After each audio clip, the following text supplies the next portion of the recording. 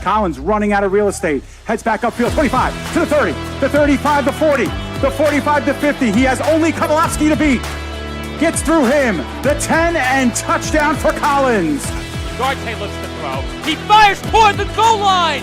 And that is caught by Kadeem Wilson for a game-winning Gators touchdown. Back on in, here's Yoxon. Yoxon to the backhand, trying to go to the front, makes the move and shot, and he scores! Rowan heading for the touchpad with the lead, and the Profs will take the men's 400-yard freestyle relay. Sends one on goal, and he scores! Jonah Popre scores for the second time tonight.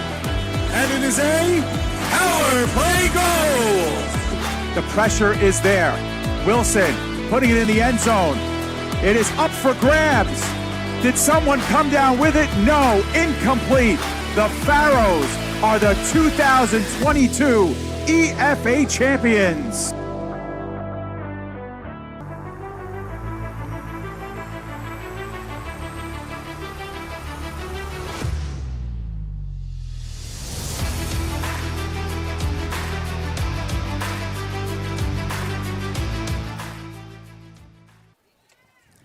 Live from Great Kills Little League in Staten Island, New York, the PDF Sports Network is proud to welcome you into coverage of the 2023 New York State Little League Baseball Championship.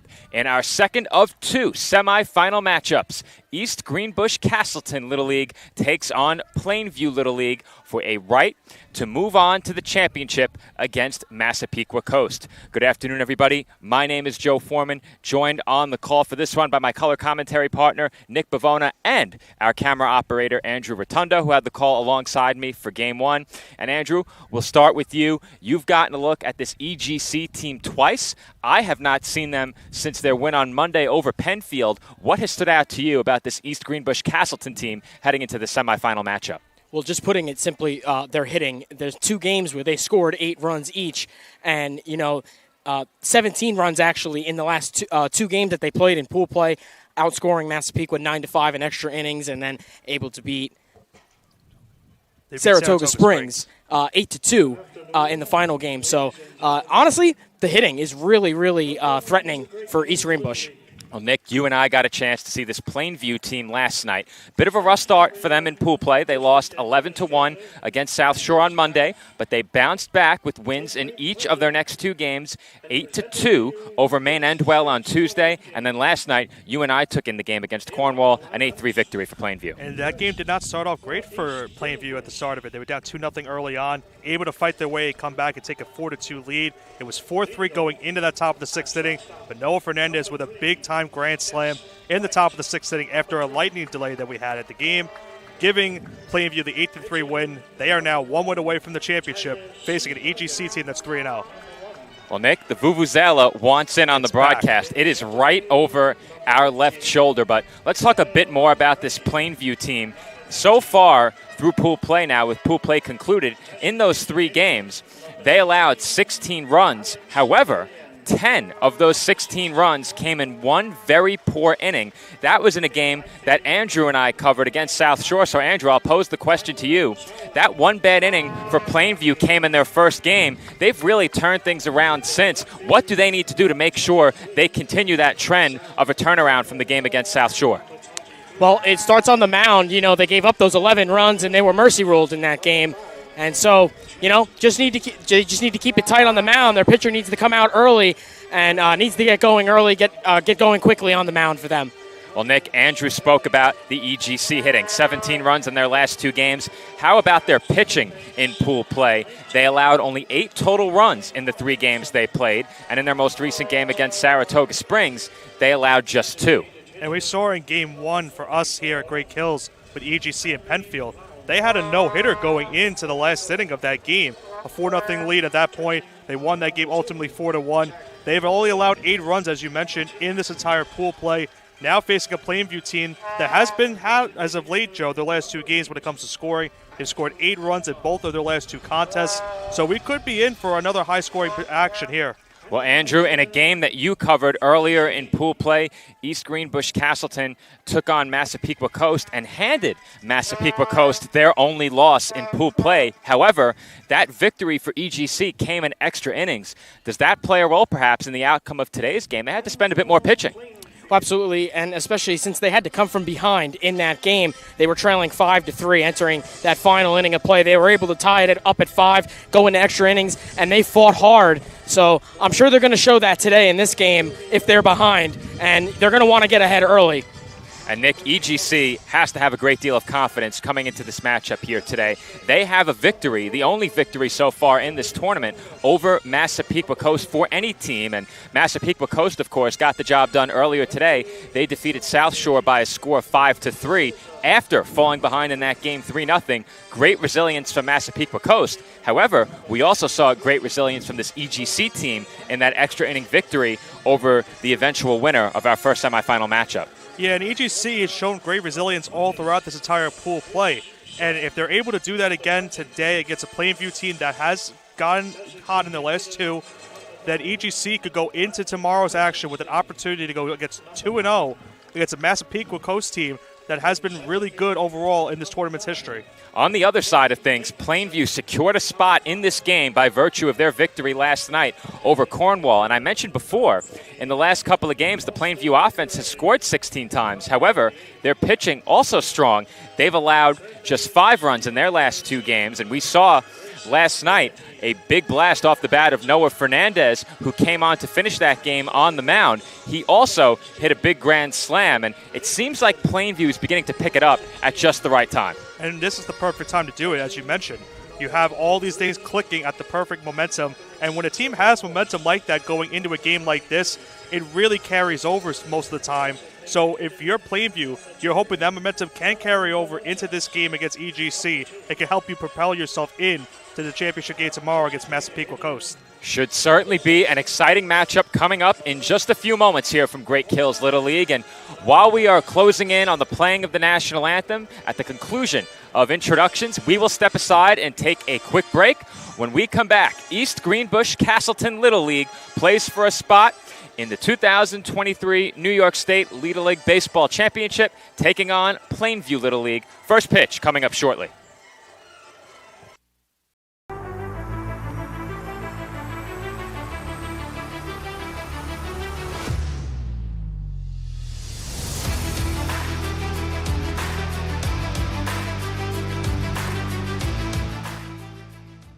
East Coast Trophies and Awards has been serving your awards needs since 1986 and is now a proud sponsor of the PDF Sports Network.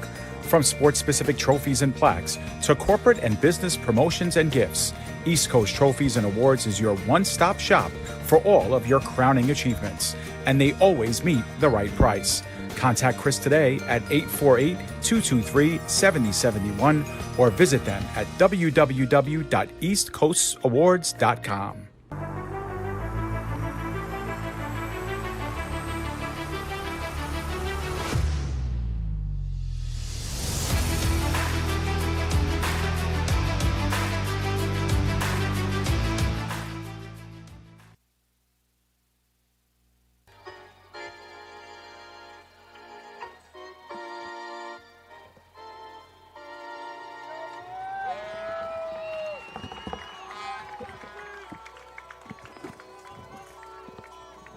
And now, ladies and gentlemen, here are the drivers for today's game. Fans are reminded that this is Little League property and the possession or consumption. And we are back here on the PDF Sports Network. Joe Foreman rejoining you alongside Nick Bavona and Andrew Rotundo on the call for today's game. And Nick, you have the starting lineups for both teams, so I'll throw it over to you. So we're going to start off with EGC because they are the road team for this game. So for EGC, their starting lineup reads as follows. At shortstop, number 3, Des White. Starting on the mound today is number 1, Tyler Seaberger. The center fielder is number 15, Carter LaGrave. Extra hitter, number 16, Alex Therian. The right fielder, number 99, Tyler Charlin. The left fielder, number 23, Sammy Greco. The first baseman, number 5, Trent Sales. Third baseman, number 21, Carter Snavelli. Second baseman, number 18, Eli Parkinson. The extra hitter, number 44, Henry Rounds. The catcher, number 2, Jack Connolly. And rounding out the order is the extra hitter, number 8, Andrew Bombard. At the starting lineup for East Greenbush-Castleton in this game, and they will face Noah Fernandez, who gets the start for Plainview Little League. We saw him pitch last night, and as I mentioned during the pregame, he hit that big home run late in that game, a grand slam that broke that one open against Cornwall and helped his team earn a spot in this semifinal game. And now Fernandez, we talked about, you said it as earlier, he came in relief in that game, did have the grand slam that was huge for this Plainview team, and now he gets to start in this game for Plainview, looking to keep this EGC lineup off the bases. They've scored 21 times already in this tournament. They're looking to get a lot more runs today. Plainview, one of the 2 teams that I've covered 3 times in this tournament. I've also covered South Shore 3 times, and South Shore saw their season come to an end earlier today as they fell to Massapequa Coast. The winner of this game will take on Massapequa Coast in tomorrow's final. Hey, Joe, let's talk about that game for Massapequa Coast. After the first inning, at least the top of the first inning, you would have thought South Shore was in a great spot the way that game was going. A 3-run homer by Lonnie to give them that early 3-0 lead. But great resilience from that Massapequa Coast team. They were able to get a run back in the bottom of the inning, got 3 more in that bottom of the second, got an insurance run in the bottom of the 5th inning, and overall got some great pitching from Mateo Papilla. Papilla was absolutely huge in that game for Massapequa Coast. The good news for these 2 teams is that they will not have to face him in the championship game tomorrow, should they make it that far. Both of these teams have one more step toward achieving a berth in the championship game, and that lies ahead in just a few moments as we have first pitch coming up from Great Kills Little League. Des White will lead things off for East Greenbush-Castleton Little League. Henceforth, Nick, they shall go by EGC. And we saw Des White on Monday, Joe. He had a home run in their victory in their first win of the series. Extended their lead at that point to 4-0 against Penfield. We have not seen this EGC team since Monday night. You and I, that is. Andrew has covered them a couple of times since, as the game's first strike catches the outside corner. Count even at 1.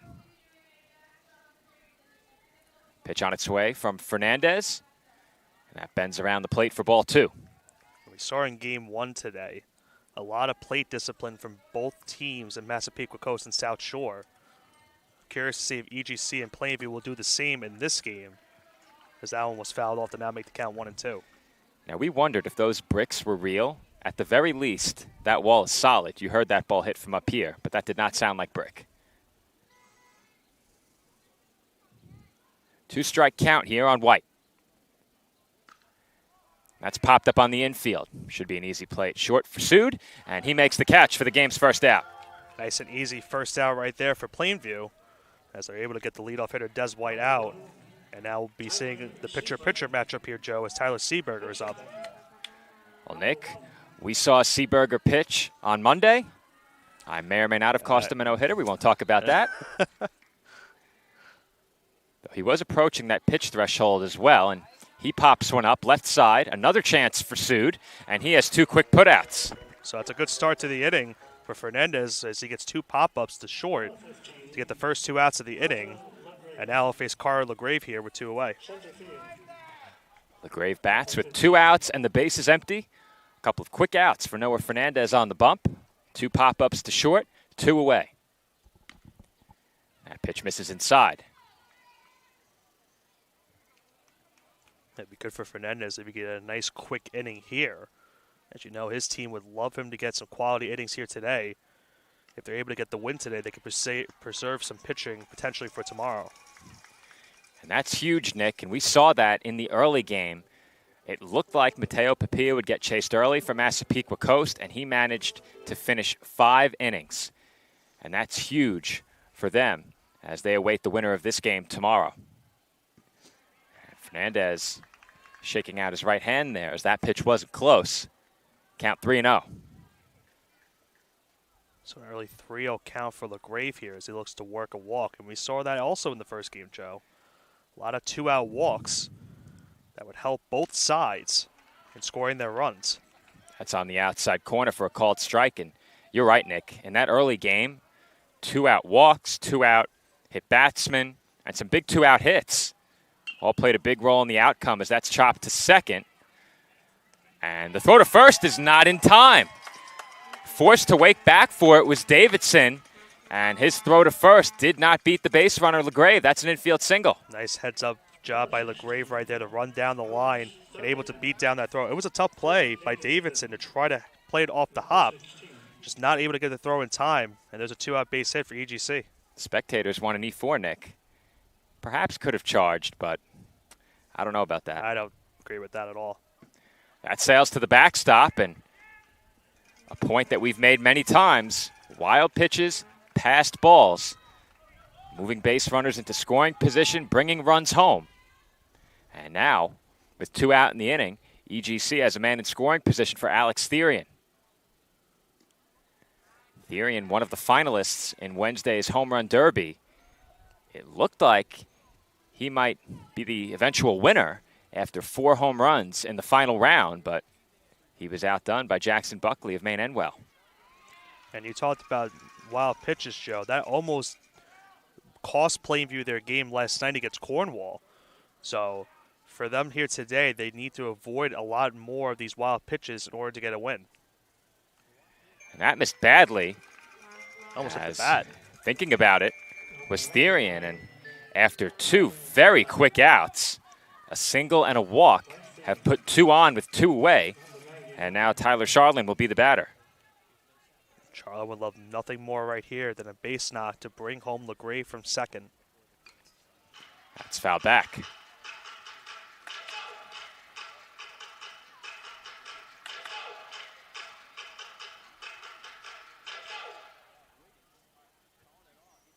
Oh, and 1 the count on EGC's right fielder. And he is hit on the helmet by that pitch. And Fernandez misses badly again as that hit batsman will load the bases. And unfortunately, Joe, if he does not get it out right here, the inning has certainly gotten away from him after 2 quick outs. Things were going very smoothly early in this inning, and that is not the case at the moment. Bases loaded now, 2 outs. Sammy Greco the batter, and that nearly got away. Good job by Sagrafos right there. If he does not get a glove on it, UGC has an opportunity potentially to maybe get that first run of the game. So Cornwall do that to Plainview last night. The 1-0. Fought off foul. Now the good situation about this, Joe, is that you can get it out at any base right here with the bases loaded and 2 away. So that is a good opportunity for Plainview to get out of this jam and keep the game scoreless. Hard to score from third on a wild pitch or passed ball. You absolutely have to avoid allowing the first run to come home in that manner. As that's popped up again on the infield. Fair territory, and that ball falls. The sun beating down, though it looks to be beyond the outfield wall. And I think the third baseman for Plainview, Grayson Bugatti, just lost it. Well, we've talked about it all week, Joe, with the sun here at Great Kills. It can play a factor into some of these high-hit balls. And you're right, I think Bugatti just lost it in the sun. And unfortunately for them, that's a costly mistake right there. And it allows EGC to get the first run of this game. Well, judging by where the sun is relative to our position, I don't know if it was a factor. And very quickly, the inning comes to a close now. Now, Joe, I have a question. Was that a foul ball? Did they call it a foul ball? I think they did. Oh, okay. So it rolled foul. We missed it. So that actually is a heads-up play by Bugatti. That's a smart play then, but okay. I doubt he did that intentionally because that's the third out. He didn't do it on purpose, but it was heads up not to touch the ball. Right. All right. So Strike 3 swinging. Plainview Greco is catches a big retired. break. Top half of the first is over. No score heading to the home half of inning number 1.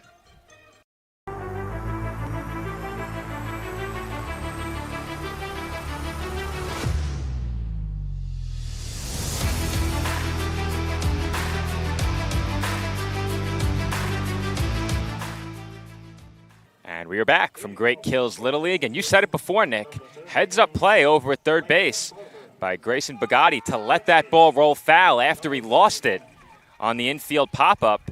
That saved his team a run. And now Plainview will come to the plate with no score in the bottom half of inning number 1. Almost a disaster for Plainview in that inning, but they're able to get out of it and keep this game scoreless. And now they'll have an opportunity here in the bottom of the first to bring home the game's first run. Micah Farber to lead things off for Plainview Little League. He takes below the knees. Quick 2-0 count.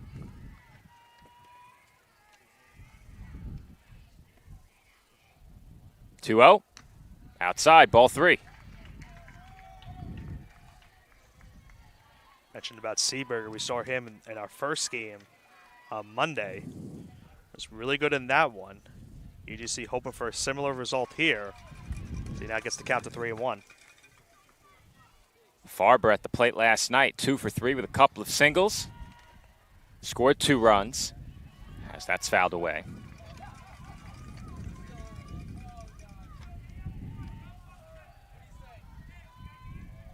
Seaberger works his way back into the at-bat. The count is full, 3 balls and 2 strikes. The payoff pitch on its way. And that's it out to right, toward the line, but foul. And we'll do it again, 3-2. It's exactly the start you're looking for if you're Plainview. Make Seaberger work, run the pitch count up early in this game. There's a swing and a miss, drop third strike, so the putout will be completed over at first, 1 away in the inning. Nice start to the inning for Seaberger. Gets a strikeout on a long at bat versus Farber. And the putout retires the first out of the inning. Evan Frangus will be the batter. We've seen what Frangus can do, both on the mound and at the plate so far in this championship. That sails up and away for ball 1. Frangus officially 1 for 2 last night, but was on base 3 times. Singled, walked, and reached on an error.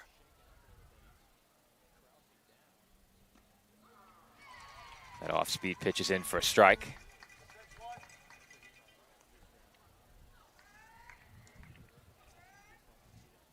Pitch on its way, and that's low. Count 2 balls and 1 strike.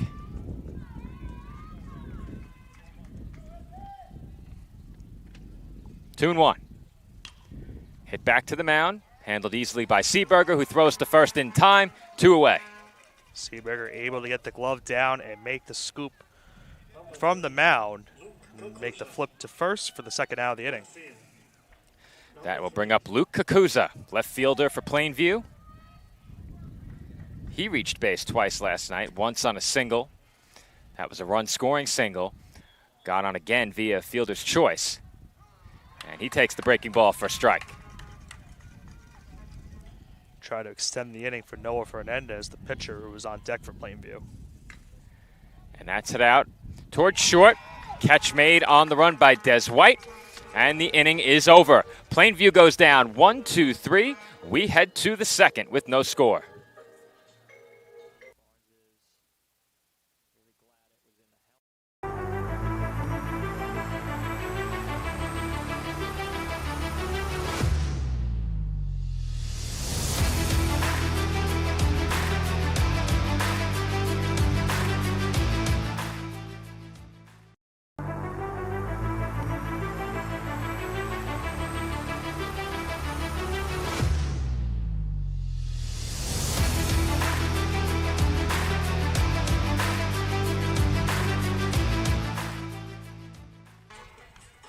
And we're back from Great Kills Little League, where we have no score entering the second inning.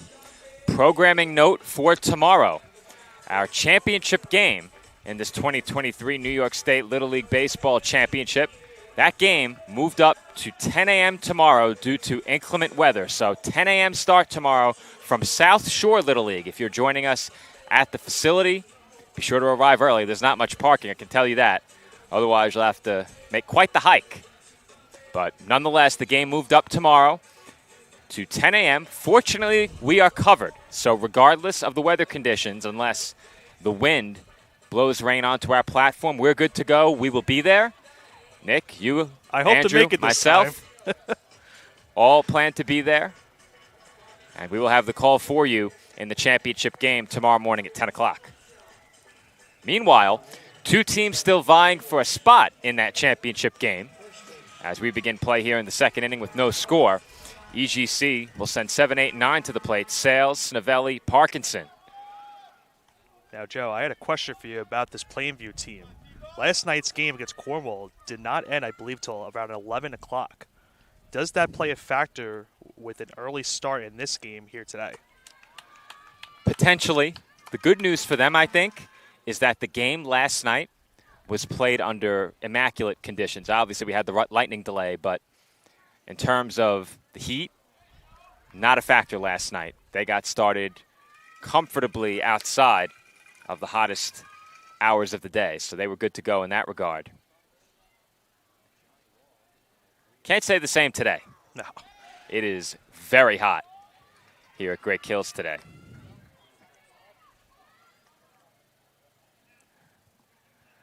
Fernandez comes set and delivers. Chopped foul. Fernandez got the first 2 outs of the first inning very quickly. And then the inning was prolonged with 2 outs. A run almost came in for EGC, but thankfully Bugatti did not touch the ball, and it went into foul territory and led to a strikeout. That pitch misses low, and the count evens up at 2. And that's been a recurring theme today. Pitchers getting a couple of quick outs and then running to some trouble. Especially with 2 outs. There's a good off-speed pitch, swung on and missed by Sales for strike 3. Second strikeout for Fernandez. Good start to the inning right there for Fernandez once again with a strikeout. Now let's see how do against Carter Snovelli.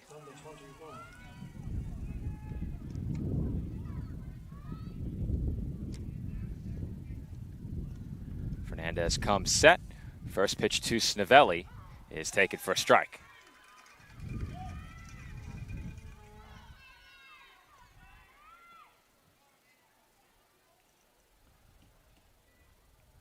The 0-1.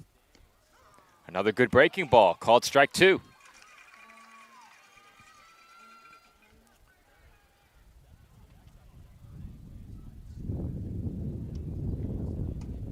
Target set up way high as that's chopped toward the middle and through for a 1-out base hit.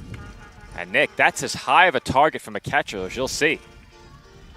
And Stavelli took advantage of it, was able to get a single up the middle, past the glove of both Fernandez and Davidson on that one, as Davidson dove out to try to make the stop.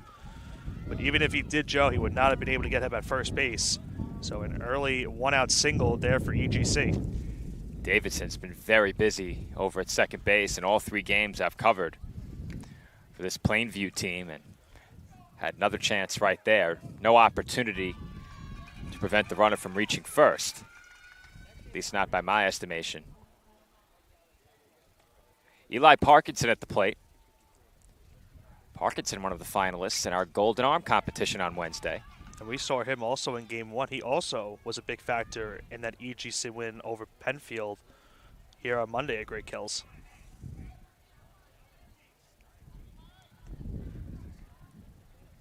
Parkinson behind 0-2 here.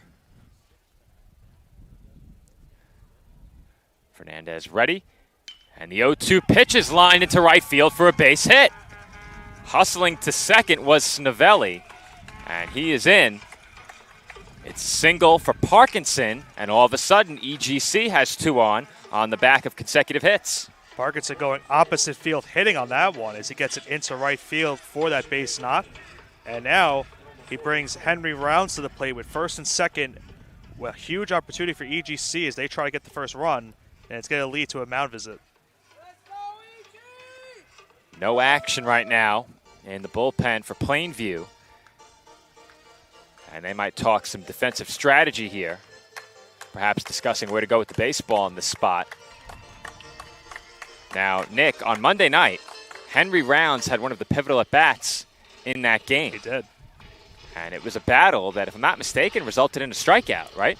It was about a 10 or 11 pitch at bat, and yes, it was a strikeout, but right after that, that's when a pitching change, I believe, was made not so far after it, and it led to EGC getting most of their runs in that game. That game played on Monday night against Saratoga Springs National here at Great Kills. 5-2 victory. You're right, Joe. That was against Saratoga. I mistakenly said Penfield earlier. You were correct, actually. I had the wrong paper in front of me. Oh, okay. You were correct. It was Penfield. 4-1. glad 3-run to game. Wrong 3-run game. Okay. As that sliced foul. I didn't know if the heat was getting to me on that one. The heat got to me again, Nick. I'm out here in a jacket again. It has to be probably low to mid-90s. I'm not sure how you are. That sliced foul. Rounds behind 0-2 here. Great time if you're Fernandez to pick up a third strikeout. Firmly in the driver's seat in this spot. Comes the 0-2. That's it out to right. And the catch is made there. Runner trying to advance to third. Good throw, hits off the runner. And that allows Parkinson to move up to second base. And I'm of the mindset, Joe, that if that throw did not hit the runner, I think they might have gotten him at third base. I agree with you, but it's so tough to tell. It would have been close. Because the throw was clearly on line, but the bounce, I think, would have been enough to allow Snivelli to beat it. Great throw from Farber. Just took a bad bounce off of Parkinson. Snivelli. So now gives second and third for EGC in this opportunity right here. Batter, Jack Connolly, and he looked at a first pitch strike.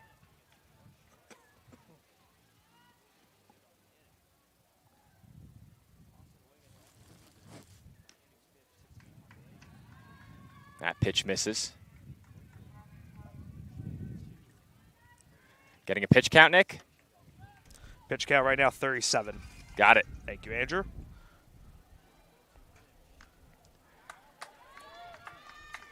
Now, was that a strike call by the umpire? Very tough to tell. It looked like he raised the fist, but 2 balls, 1 strike is the count. I was going to say, it did look about a little bit on the outside. That misses for ball 3, so first base is open here. The number 12 hitter, Andrew Bombard, is on deck. See how Fernandez approaches this next pitch. That's in for a strike. So early in the week, Nick, I would see players begin to move toward their dugout after a called strike on occasion. That's to back up the throw to the pitcher. Correct. As that is swung on and missed for strike 3. And Fernandez gets a big strikeout of Connolly to bring this half inning to a close. EGC strands 2 in scoring position, and we remain scoreless.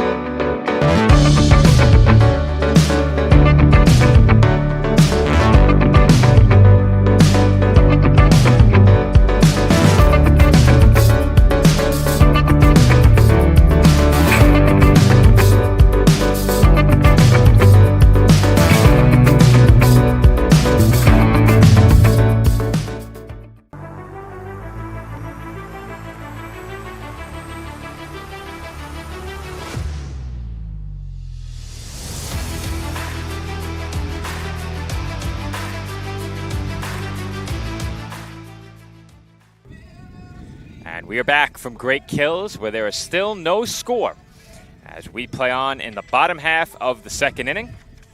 Plainview coming to the plate here against Tyler Seeberger. His counterpart, Noah Fernandez, has struck out 3, but he had to work out of some 2-out trouble in that last half inning, Nick. Yeah, Fernandez has had some trouble early on in this game when it comes to 2 outs so far in the first 2 innings, but has been able to escape it. And if you're a Plainview fan, that's got to be a good sight to see that he's at least been able to work out of those jams. Now, you're hoping to get some runs on the board here after a quick 1-2-3 inning in the bottom of the first inning for EGC.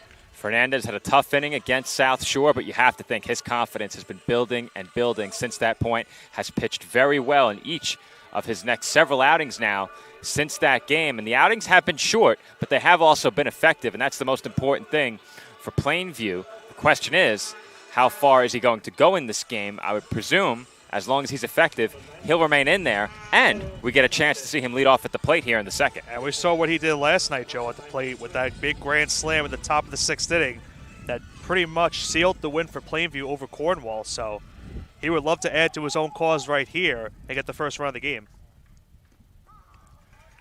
That pitch is in at the knees for a called strike. Fernandez quickly behind 0-1.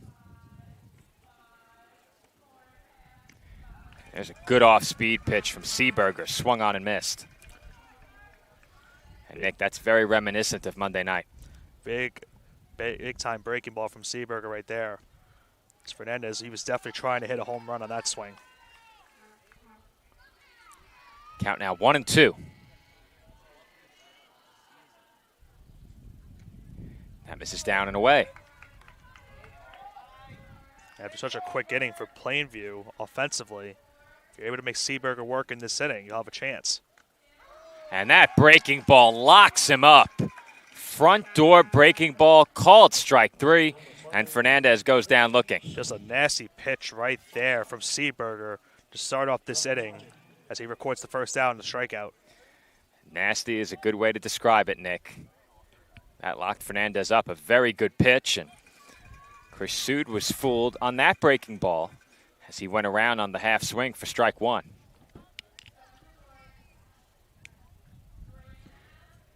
That sails to the backstop over Sood's head. Had to duck out of the way on that one.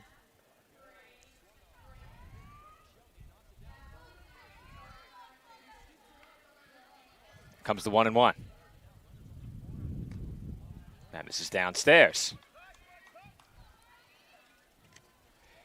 It was a 1-2-3 first inning for Seeberger. And that's looked at for a strike. He'll be looking for punch out number 3 right here. Open the game with a strikeout. Open this inning with a strikeout. And the count is now full. So early on, Plainview trying to make Seeberger work up in the count. That's down and away, ball 4. First base runner of the game for Plainview. And that will bring up Brandon Eisenstein. Took a little bit of a laugh, Joe, as the wind started to move some of our papers, but the paper went right off of Dave's shoulder, so did not go away. We were talking about it the other day. Dave and I built like offensive linemen. Might need to put on about 20 to 30 pounds each. As that's hit to second, Parkinson goes the short way and gets the out at second base. That's all they'll get, and there are 2 gone. Well, nonetheless, they do get the lead runner out at second, so now 2 away in the inning on that ground ball to Parkinson. Just not able to turn the double play there. And now it's going to bring up the center fielder, Jake Davidson.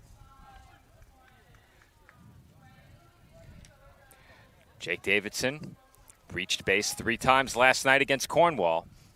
2 walks and reached on an error on a very unusual play where the ball was hit slowly toward the mound. It went straight through the pitcher's legs. It did. Certainly one we haven't seen. That pitch misses low. Now, Joe, on first base is last night's pitcher for Plainview, Brandon Eisenstein. And what more could you say about him from last night's performance, giving quality innings for that Plainview team to help them get that win? Cornwall jumped out in front, and from there, Plainview pitching made sure that their team held on to the lead. It was a narrow lead at one time as that's fouled back. That game began 2-0 Cornwall. Plainview then took a 4-2 lead. Cornwall got one back, but that wasn't enough. The Fernandez grand slam really put that game out of reach, as that's in for a called strike 3. Seeberger has his 3rd strikeout, and Plainview strands 1 in their half of the second. We move to the 3rd with still no score.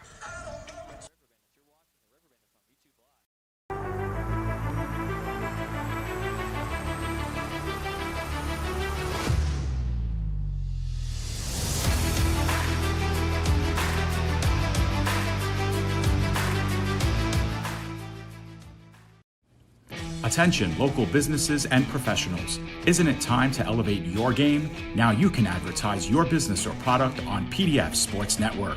Your ad will appear on all of our broadcasts, including this one. Don't have a commercial? We'll make one for you, absolutely free. What better way to showcase your product and brand while supporting the best local sports, teams, and leagues? Call now at 732-723-8189 or visit us at pdfsportsnet.com.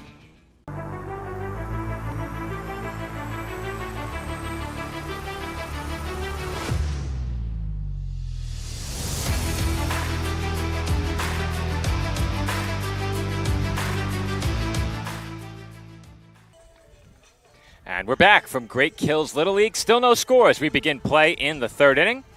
Noah Fernandez back to the mound for Plainview, and both he and Tyler Seeberger very strong through the first 2 innings, Nick. And, Joe, while you make that point, I want to bring Andrew, our other commentator here on the call. We'd like to ask Andrew, what is the pitch count for both of these pitchers now going into this third inning? All right, so 42 for Fernandez, and we got 38 for Seeberger. All right, so Andrew, you're now our spotter. You've seen both of these pitchers work so far, though. I'm not sure you saw the Seeberger game, did you? Were you watching at home? I was watching at home, yeah. So Andrew always does his homework. He was watching at home. What's been so impressive about these pitchers so far in their outings? Well, Seeberger is as composed as I've ever seen a pitcher can be, especially at this age. And it's important to note, too, that he can play basically everywhere. The game I watched him play in yesterday, he moved in from left field to shortstop, and he did a fantastic job slotting in. And he was a big part of the defense and a reason East Greenbush led by so much and won that game. That is Andrew Rotundo. Once again, you may have forgotten he was on the call with us. He is our camera operator, has a headset. So if we want the inside information, the pitch counts, and more, we know where to go. Andrew's our guy.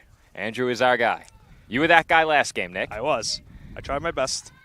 First pitch in the third inning sails high off the glove of the catcher and to the backstop.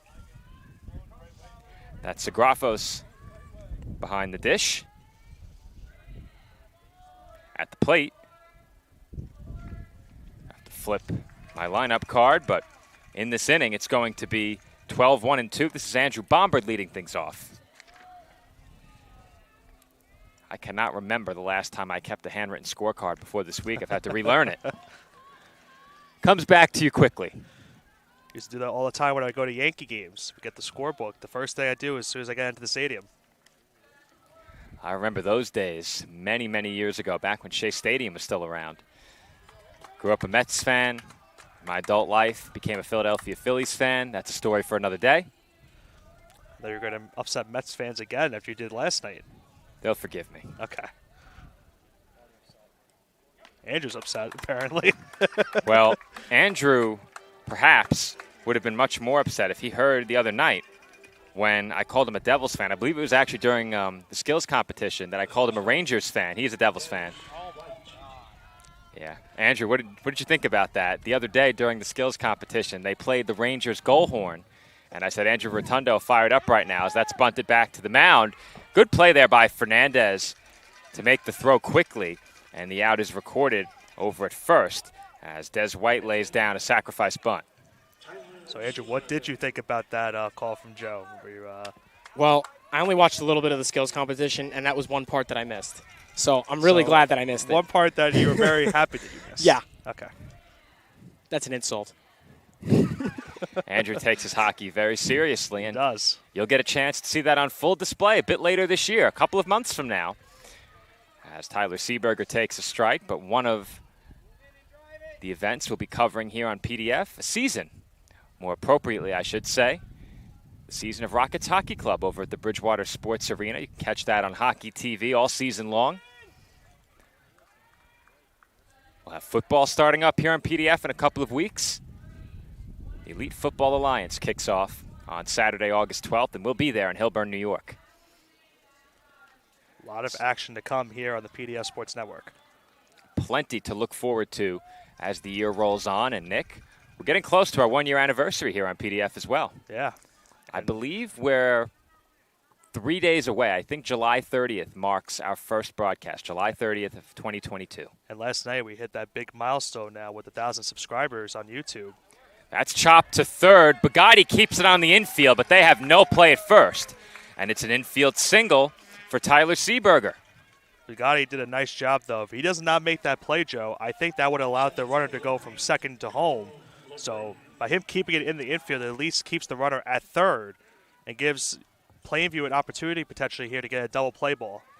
It was hard to see, following the ball in the infield, how hard the left fielder was charging.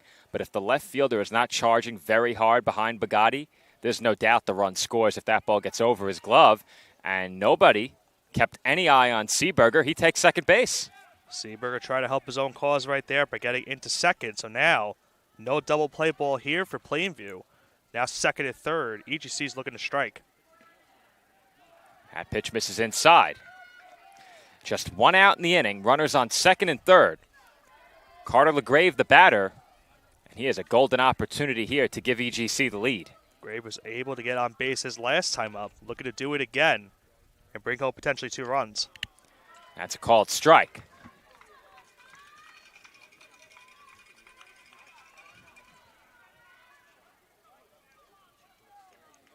Well, you know Fernandez would love a strikeout here. A ball hit to a middle infielder certainly scores a run. And the corners aren't in very much either, as that's hit sharply to the left side. Davidson, diving stop, throws to first in time, but a run comes in to score, and EGC is on the board first. They lead 1-0. It's a good job by Davidson, though, to make that play at second, because that also could have potentially brought home 2 runs right there. This potentially on the throw from Farber. He did see him make a good throw earlier on. But either way, it's a RBI for EGC on the ground out. They now have an early 1-0 lead. LeGrave hit that ball hard. And Davidson, you said it, Nick, made another nice stop over at second. And they're going to pinch run for Seeberger over at third.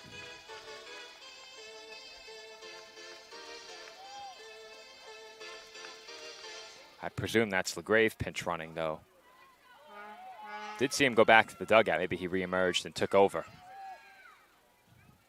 Alex Therian, the batter. And that's hit sharply up the middle for a base hit. It's now 2-0 EGC behind an RBI single from Alex Therian. Well, you saw on that one, Noah Fernandez threw a kind of a hanging breaking ball right there. And Therian took advantage of that one, was able to time it up and hit a nice single up the middle to bring home the second run of the game for EGC. And if I'm not mistaken, Nick, 3 innings would be the longest outing for Fernandez in this tournament thus far. Especially after last night. And here in this inning, he's walked a batter, allowed a couple of base hits, and that RBI ground out was a very hard hit ball as well. And I think if you're Plainview, if you're able to get one more, at least get out of this inning right here, that would be big. But now that wild pitch is going to lead to Therian now going to second and give EGC now another RBI opportunity right here. The way these games have played out so far in this championship, if you get a runner on first base, your chances of seeing that runner moved into scoring position have been so high. As that's chopped toward the middle, Sood has it. Strong throw to first in time, and the side is retired. EGC strands a man in scoring position, but not before they score twice. They now lead Plainview by a score of 2-0.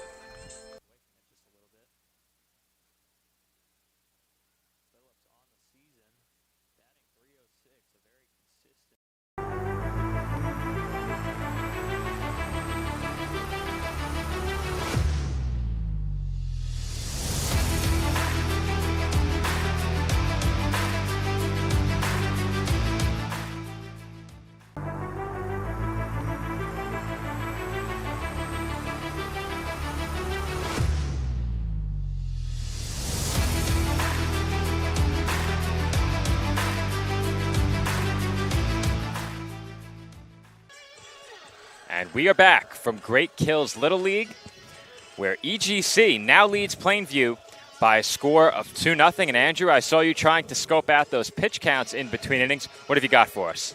60 Fernandez is up to now through 3 innings. And Seeberger, of course, still at that 38 mark entering the bottom of the third. And it's going to be interesting to see how much longer Seeberger can go. And I'm impressed with Seeberger's play. He can really do it all. I mean, he can get on base, he can pitch, he can play short, he can play outfield, and I'm interested to see where else he could play in the field, too. He has been on his game today. As we saw on Monday, Nick and I got a chance to cover his first start of pool play. Did not appear in another game following a lengthy outing on Monday. They had him ready to go for the semifinal matchup, and they hope to move on for a meeting with Massapequa Coast in the championship game tomorrow. And if they are able to make it there, it's undoubtedly going to be because Seeberger was a big part of it. And I think, too, if Seeberger, with this pitch count at 38 in this inning now, if he can get you 5, maybe even 6 innings, that is big for that game tomorrow because it saves some of your pitchers for this game. And not only that, it saves you those pitchers for tomorrow. He's on pace to, at the very least, start the 5th inning. Plainview will hope to change that here as they send 8, 9, and 10 to the plate. Carrieri, Bugatti, Davidson.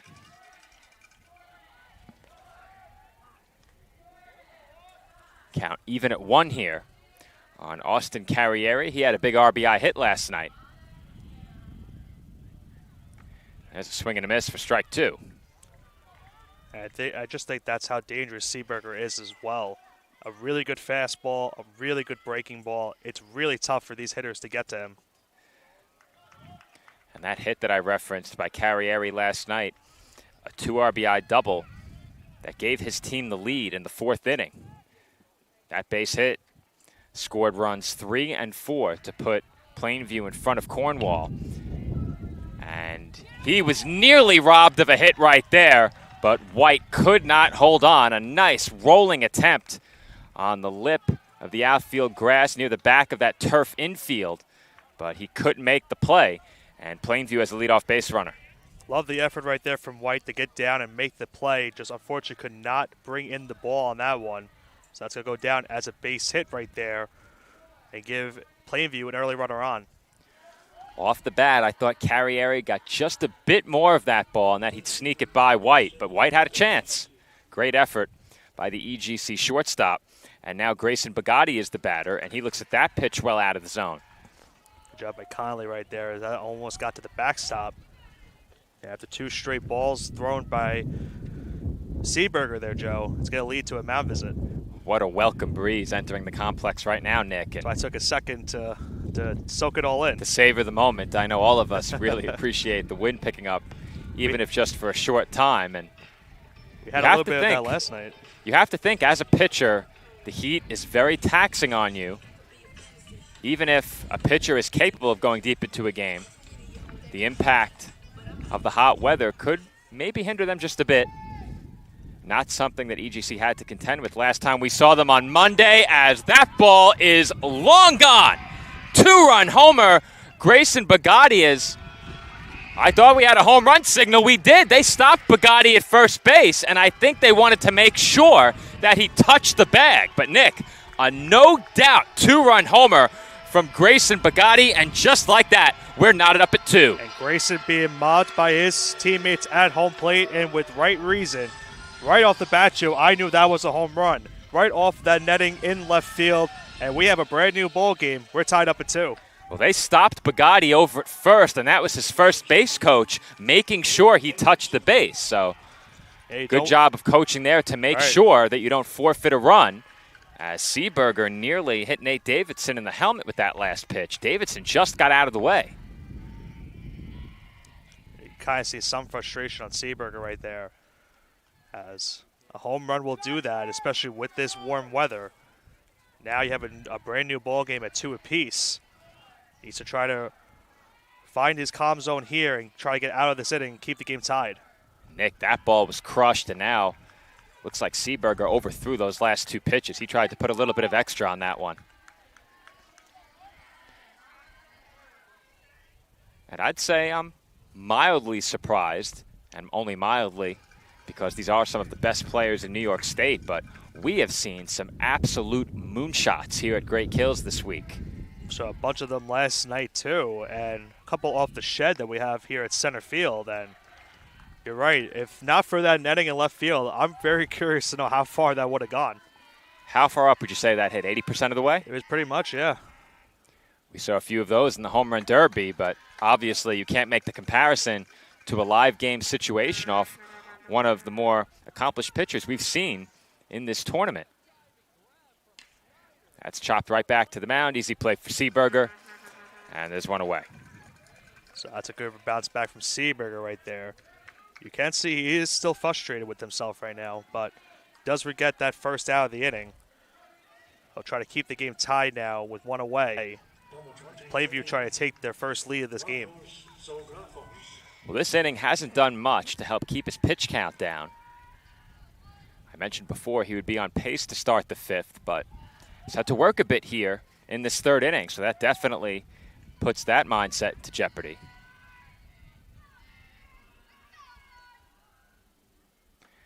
That pitch misses badly. I saw Andrew taking a look over to the top of the scoreboard. Andrew, do you have the number of pitches he's throwing right now? He's actually only thrown now 9 pitches in the inning. He's actually only thrown now 9 pitches in the inning. Okay. Well, I think pitches per out, a very important way to look at it as well. And so far, only 1 out in the inning. That's in for a strike.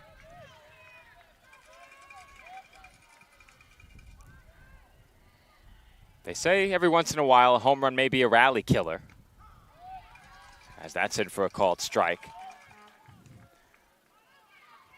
But you know Plainview was more than happy to get the long ball in that spot.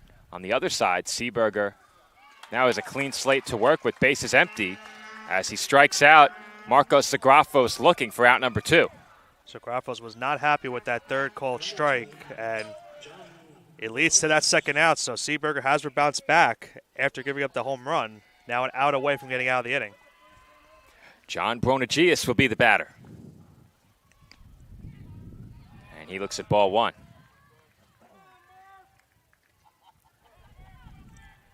Bronigius officially 0 for 1 with a walk against Cornwall last night, and he chops that one foul.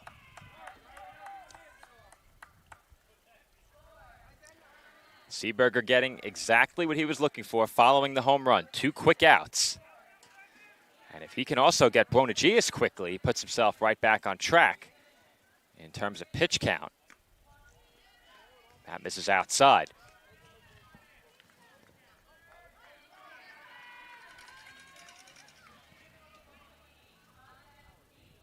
Half swing there. That's in play. And Parkinson throws to first in time to retire Bronigius for the final out of the inning. But not before Plainview ties the score. A leadoff single by Austin Carrieri, a 2-run homer by Grayson Bugatti, and we are all knotted up at 2.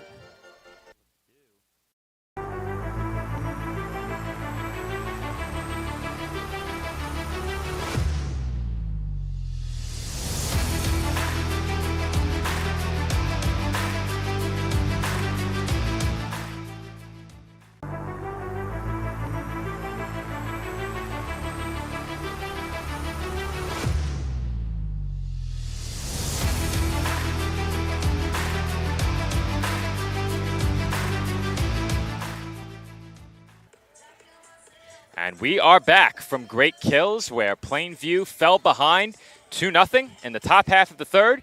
They quickly tie the score at 2 in the bottom half of inning number 3. And Nick, EGC 3-0 in pool play. Didn't allow many runs in those 3 games. Plainview had a really tough game 1. Won back-to-back games against Maine Endwell and Cornwall. A lot of people liked EGC coming into this game, but Plainview, after falling behind, showing that resilience that we spoke about before this game. EGC demonstrated that resilience during pool play. Plainview did as well, bouncing back from the tough loss, and we've seen that again here in this game. Well, Joe, dare I say, it's kind of what reminiscent of what we saw in Game 1 with South Shore and Massapequa Coast, where South Shore was dominant, and when it came to their pitching, and it didn't look like, as soon as you had a lead, it looked like that was going to be it. South Shore would go on to win that game. You would have thought the same thing, maybe potentially here with the 2-0 lead, that EGC would maybe have this one in the bag with the way they've been pitching in this entire pool play. But credit to Plainview, they have been really good these last couple of games when it comes to hitting. They got a big 2-run homer from Bugatti right there, and now we're back to an even game at 2 apiece. We mentioned it before, EGC, the only team to defeat Massapequa Coast so far in this year's championship. They would love another crack at them in the championship game to try and make it a perfect 2-0. Meanwhile, Massapequa Coast watching this game, hoping for the same thing that these two teams were looking for in the early game. A lot of runs, a lot of pitchers used, a very taxing, back-and-forth, grinded-out game. And So far, they have the back and forth down, and you said it. This game, very reminiscent of our game just a few hours ago, earlier in the day, between South Shore and Massapequa Coast. I feel like Massapequa Coast would love another crack at EGC too, considering they're the only team that has beaten Massapequa Coast in this entire tournament. So, not trying to play favorites, but you know Massapequa Coast would love another opportunity at EGC if possible. Now, do they put a better matchup ahead of avenging a defeat is the question, because they defeated South Shore, and South Shore had their way with Plainview.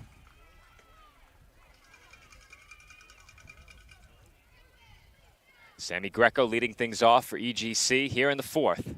Struck out swinging his first time up, slices that pitch foul, and that will land in the seats. Think about it now for Fernandez, who comes into this inning, trailing most of this game 2-0. Now the game tied at 2.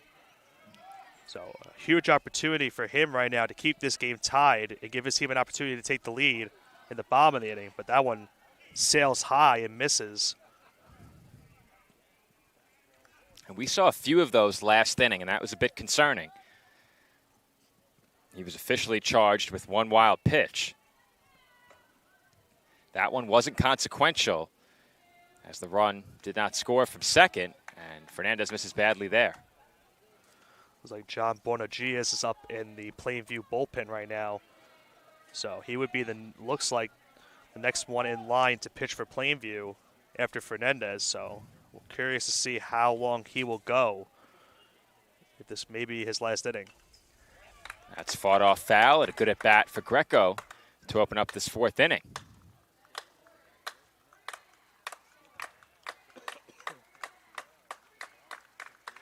Spectators out here assembled, getting into it now.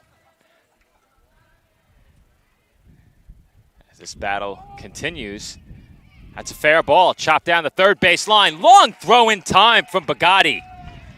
Nice play from the Plainview third baseman. And how about the play from the first baseman as well, Evan Frangus, to go down and stretch to make that play in order to get the runner out at first base. So overall, good defense right there from Plainview. Both corner infielders doing everything they could to make sure that they got their pitcher and out on that play. Nicely done. And now Trent Sales will be the batter. And Sales looks at a strike. Sales struck out in the second inning. Bats here with one away in the fourth. That's taken outside.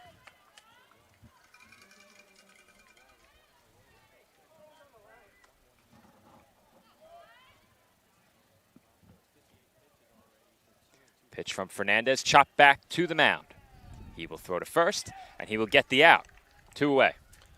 Nice start the inning for Fernandez here. Records the first 2 outs.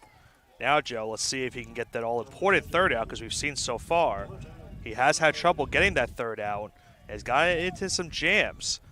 He'll look to avoid that here, get a relatively 1-2-3 quick inning right here.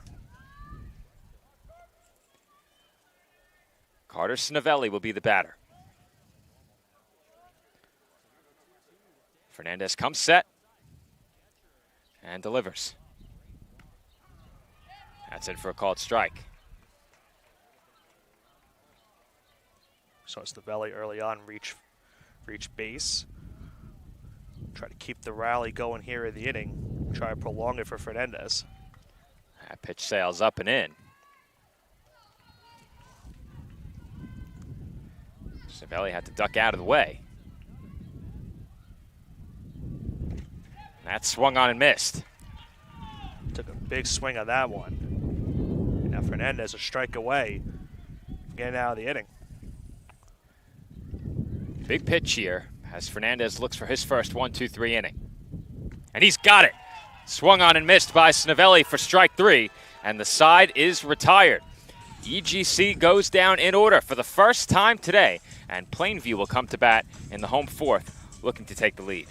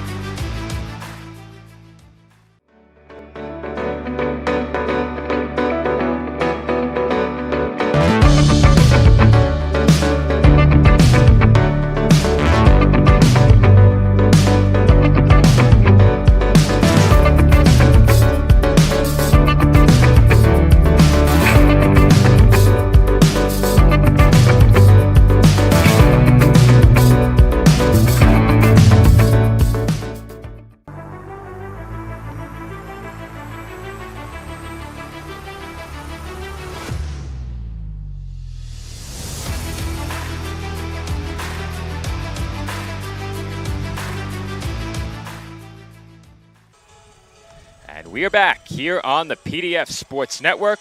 Home half of inning number 4. Plainview and East Greenbush-Castleton tied at 2 runs per side. For the home team in this half inning, 13-1-2, Omarzai, Farber, Frangus for Plainview. And Joe, you kind of see it right now. The momentum is kind of shifting towards Plainview these last couple of innings. They got the 2-run homer to tie this game. Fernandez got a nice 1-2-3 inning. His teammates got pumped up after that last inning. Now, can they give him the lead going into the top of the 5th? Omarzai will get the first crack at Tyler Seeberger, who was scored upon for the first time in this game early in the 3rd inning. Single, 2-run homer, and just like that, the game was tied. As Omarzai chops one down to first, foul ball.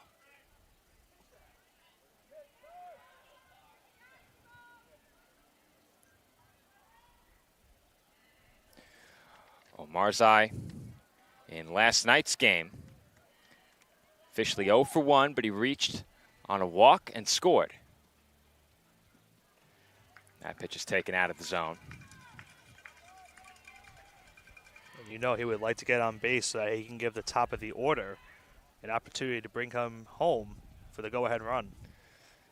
That pitch bends around the plate.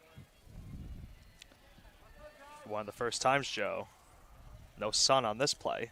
Sun kind of was creeping away, but now it's starting to come back. As a result of the sunlight, I have not been in the live chat once all game. Can't see the phone, kept overheating. I'll tell you, Nick, the viewer count has at least doubled, maybe tripled since earlier in the game when it was passed along to me as we approach 500 right now. That's sliced foul and caught in the third base coaching box. Was that chopped foul? That was hit in the air. Yeah. I thought there was a chance that ball may have been caught. But instead, Omarzai draws a leadoff walk. Andrew, I can clear that up for you, Joe. That was caught by the third base coach. I know, but I thought there was a chance for a player to catch it. There definitely was. I agree with you, and you know, usually you'll see the coaches vacate there and let the player have a shot at the ball.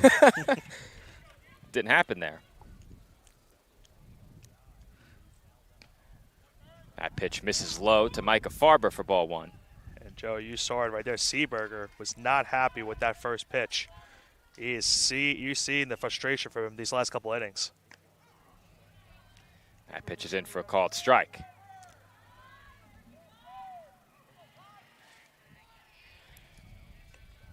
After getting the leadoff man on, Plainview has the top of their lineup against Seeberger. And maybe after this at bat, Andrew can give us an update on the pitch count. He gives us a thumbs up as that sails over the head of Farber, who ducks out of the way.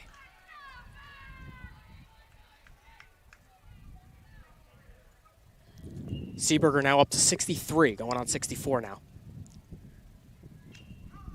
That's in for a called strike. Thank you, Andrew. He's right at about that same pace he was on earlier in the game, Nick. Probably set to start the 5th inning as that misses down and away.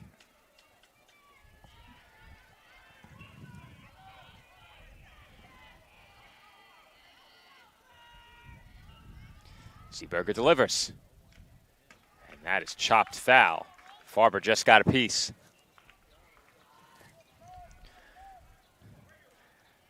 This could be a pivotal at bat in this game.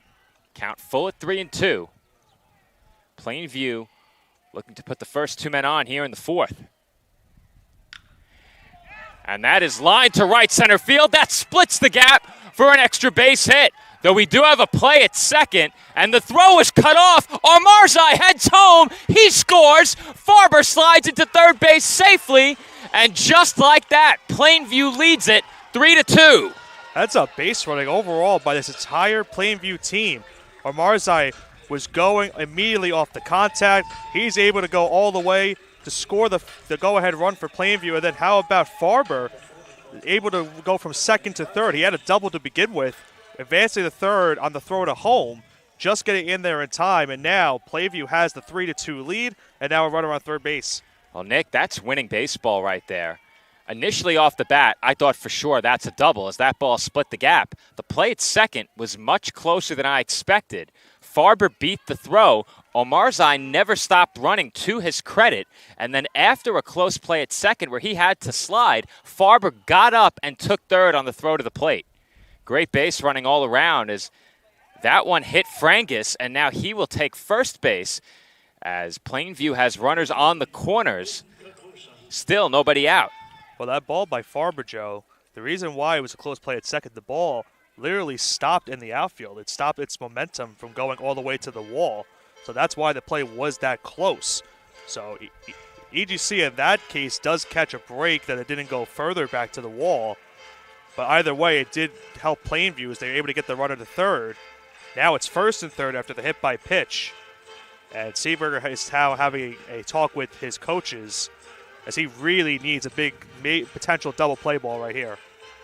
Well, Nick, you and I have a great view of where that ball was hit. It was basically hit right at us. And looking at the outfield grass, the grass isn't that long. But we've seen it many times already. The ball is just coming to rest in the outfield. Now, keep in mind, it did rain too last night. True. So that could have also played a factor. Now, it rained overnight after we were finished? Right. Okay. I actually didn't know that. Well, I only knew that because I had some raindrops on my windshield today. Got it. So I took the assumption, and that's what it was. Detective Bavona on the case. All right. Okay. The action set to resume here. Luke Kakuza at the plate. Middle infielders back for EGC. And the runner's headed for second. They will let him go. So now no double play ball for EGC there. And now one base hit right here could bring home both runners. When the runner takes off there, you have a tough choice to make. Do you try and throw to second or let him go? And more often than not, they let the runner go. The middle infielders remain all the way back here. EGC will concede a run on a ground ball to either of them. That skips to the backstop, but Farber won't try it. And I don't think you can in this situation. You don't want to be giving EGC some outs. So if you're Plainview, you would like to try to bring home that runner on any hit ball, either in the infield or in the outfield.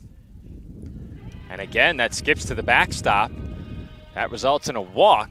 That one got a little further away, but Farber wisely stays put again. So how about this, Joe? Last night we saw Noah Fernandez hit a grand slam. He now comes up once again with the bases loaded and could really make a big impact right here with a one-run game with another potential grand slam. Even just an extra base hit can break this game open as that swung on and missed. EGC still within a run, and now with a force at any base, they have a chance to take a big step toward getting out of this inning. And again, Fernandez just isn't seeing that off-speed pitch from Seaberger. That's what got him the first time around. Quickly, Seaberger's ready. Another breaking ball, but that missed high. It's actually quite funny when there's displeasure over a call. All the players immediately whip their heads toward the stands. They can hear it as that sails over Fernandez's head. We saw last night some of the players in the outfield were hearing us making some of the calls. We got a thank you from center field during one of the games. Players have been great all week as that is swung on and missed. Strike three. Huge punch out for Seaberger as Fernandez goes down swinging for the first out. Well, he got him again on another breaking ball, Joe, and this time kind of towards the dirt. So now think of this scenario. A double play can get you out of this bases loaded, no out jam, now with one away. Even though Plainview has taken the lead, if EGC can get out of this allowing just a run, you have to think that bodes well for them moving forward and swing some of the momentum back in their direction. But now Seaberger is behind 2-0, and he has to be approaching 80 pitches now. Andrew will get us that number in just a second. You're right, Joe, 81. Joe Stradamus strikes again. Never gets old. So that would mean, Joe, this might be his last batter of the game. No doubt. And That missed away. That's a big call because that runs it to 3-1. Seeberger has nowhere to put a batter. Needs a strike. That's offered at and fouled back. So a big pitch here, 3-2 with one away. Walk brings home the run. A strikeout would be an all-important second out of this inning. Count 3 balls and 2 strikes. Chris Suit at the plate. Seeberger on the mound. That's chopped back toward the mound. The throw goes home, and the out is recorded at the plate. And, you know, you have to slide in situations like that, but that's a dangerous play, and the runner was out by a mile. Yeah, I mean, thankfully it looks like no one is hurt on the play, and it was the right play from Seeberger to throw it to the plate right there. So they are able to at least get the out, and now he is 1 out away from getting out of the jam and keeping this a 1-run game. That was Farber over at third base after the double. He advanced on a throw. Keep in mind, Joe, this will lead to the pitching change because of his pitch count. Did he go over 85 there? Right at 85, Joe. Right on the dot. All right.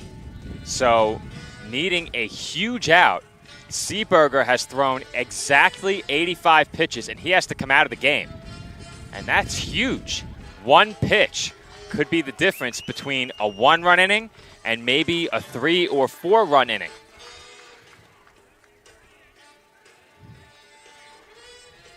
New pitcher, Trent Sales. And he comes in a massive spot, and you certainly don't envy him inheriting the bases loaded. However, 2 outs in the inning now. Well, you think of it, Seeberger did leave him in a spot where all he needs is that 1 out, and he gets out of the inning. But you're right, this is the highest of pressure situations for him to come into this game. You're 1 out away from escaping this jam, keeping it a 1-run game and giving your team a chance. But you're also 1 hit away from this game potentially getting out of hand. Well, Nick, I don't think there's any question. This is the most important at-bat in the game right now. And if Plainview could get a hit here and bring home a run or 2, that sets them up in a great position moving forward in this game. In the next half inning, EGC has 9, 10, 11 due up. However, in the 6th inning, they would, you'd hope, get to the top of the order, maybe get 1 base runner in the 5th, and then send it to the top of the lineup, giving their big bats 1 final opportunity in the 6th inning. Still plenty of time before we get there. And with the pitching change, I believe Alex Styrian came off the bench, and now he's at first base for EGC. So also a defensive sub on the field for EGC as they try to get this final out of the inning to keep it a 1-run game. Clouds roll in here at Great Kills as we still await the start of the next at-bat. Brandon Eisenstein will come to the plate. The bases are loaded, 2 outs. Bottom half of the 4th inning, and Plainview looking for some insurance. They lead by just a run.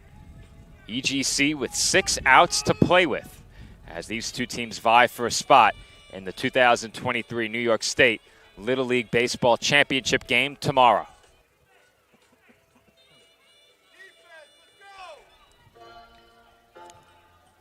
Eisenstein steps into the box. We are ready to go. Frangus at third.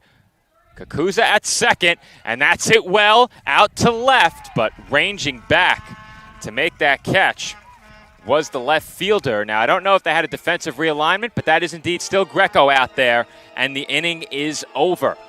So with that, Plainview strands the bases loaded, and on 1 pitch, Trent Sales escapes big trouble. Our score, 3-2 Plainview, headed to the 5th.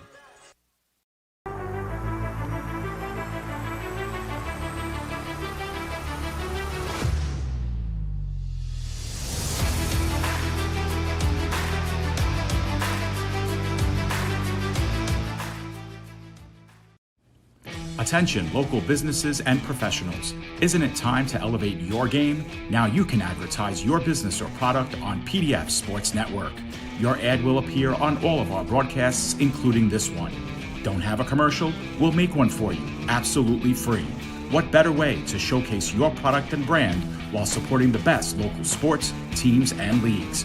Call now at 732-723-8189 or visit us at pdfsportsnet.com.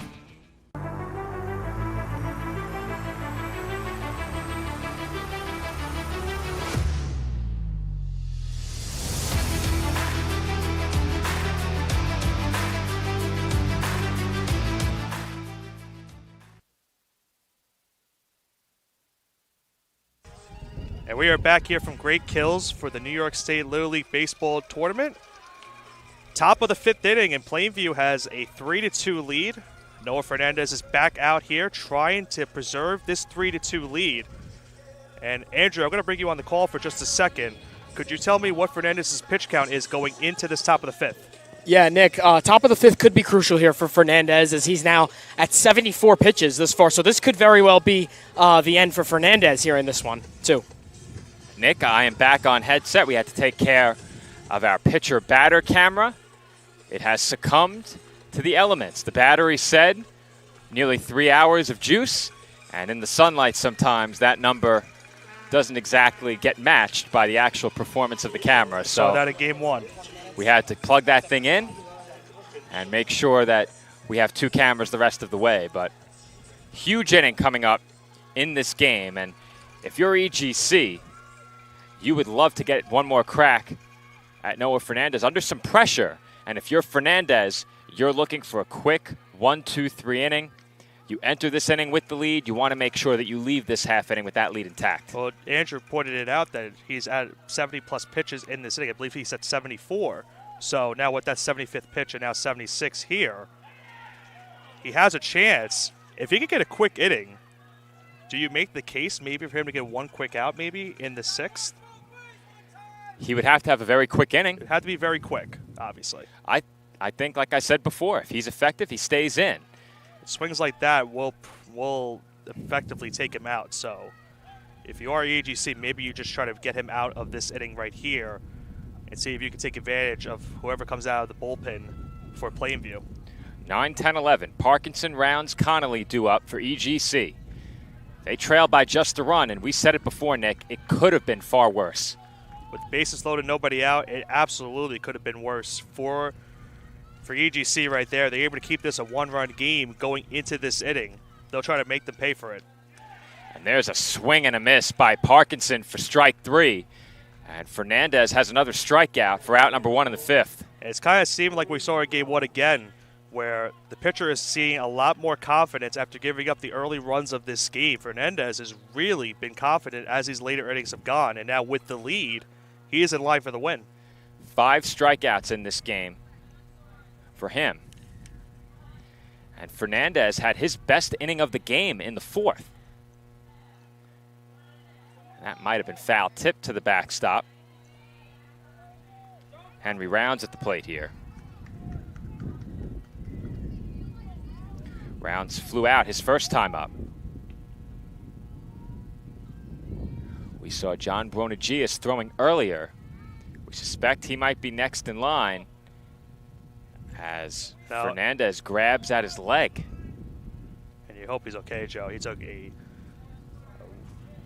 really looked like he took a wince after he stepped down on the mound. And I don't know, he might have to come out of the game. Well, he was approaching 85 pitches anyway, and should he need to come out, you not only lose your starting pitcher, you lose your number 4 hitter in the lineup. You lose a big bat in that lineup, and that certainly hurts. We hope he's okay.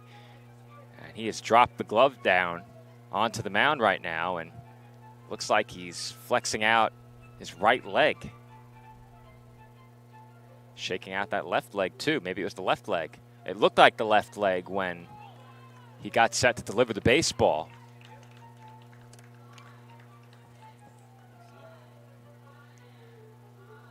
Picks up his glove now. Getting a second look at Ned now on the replay.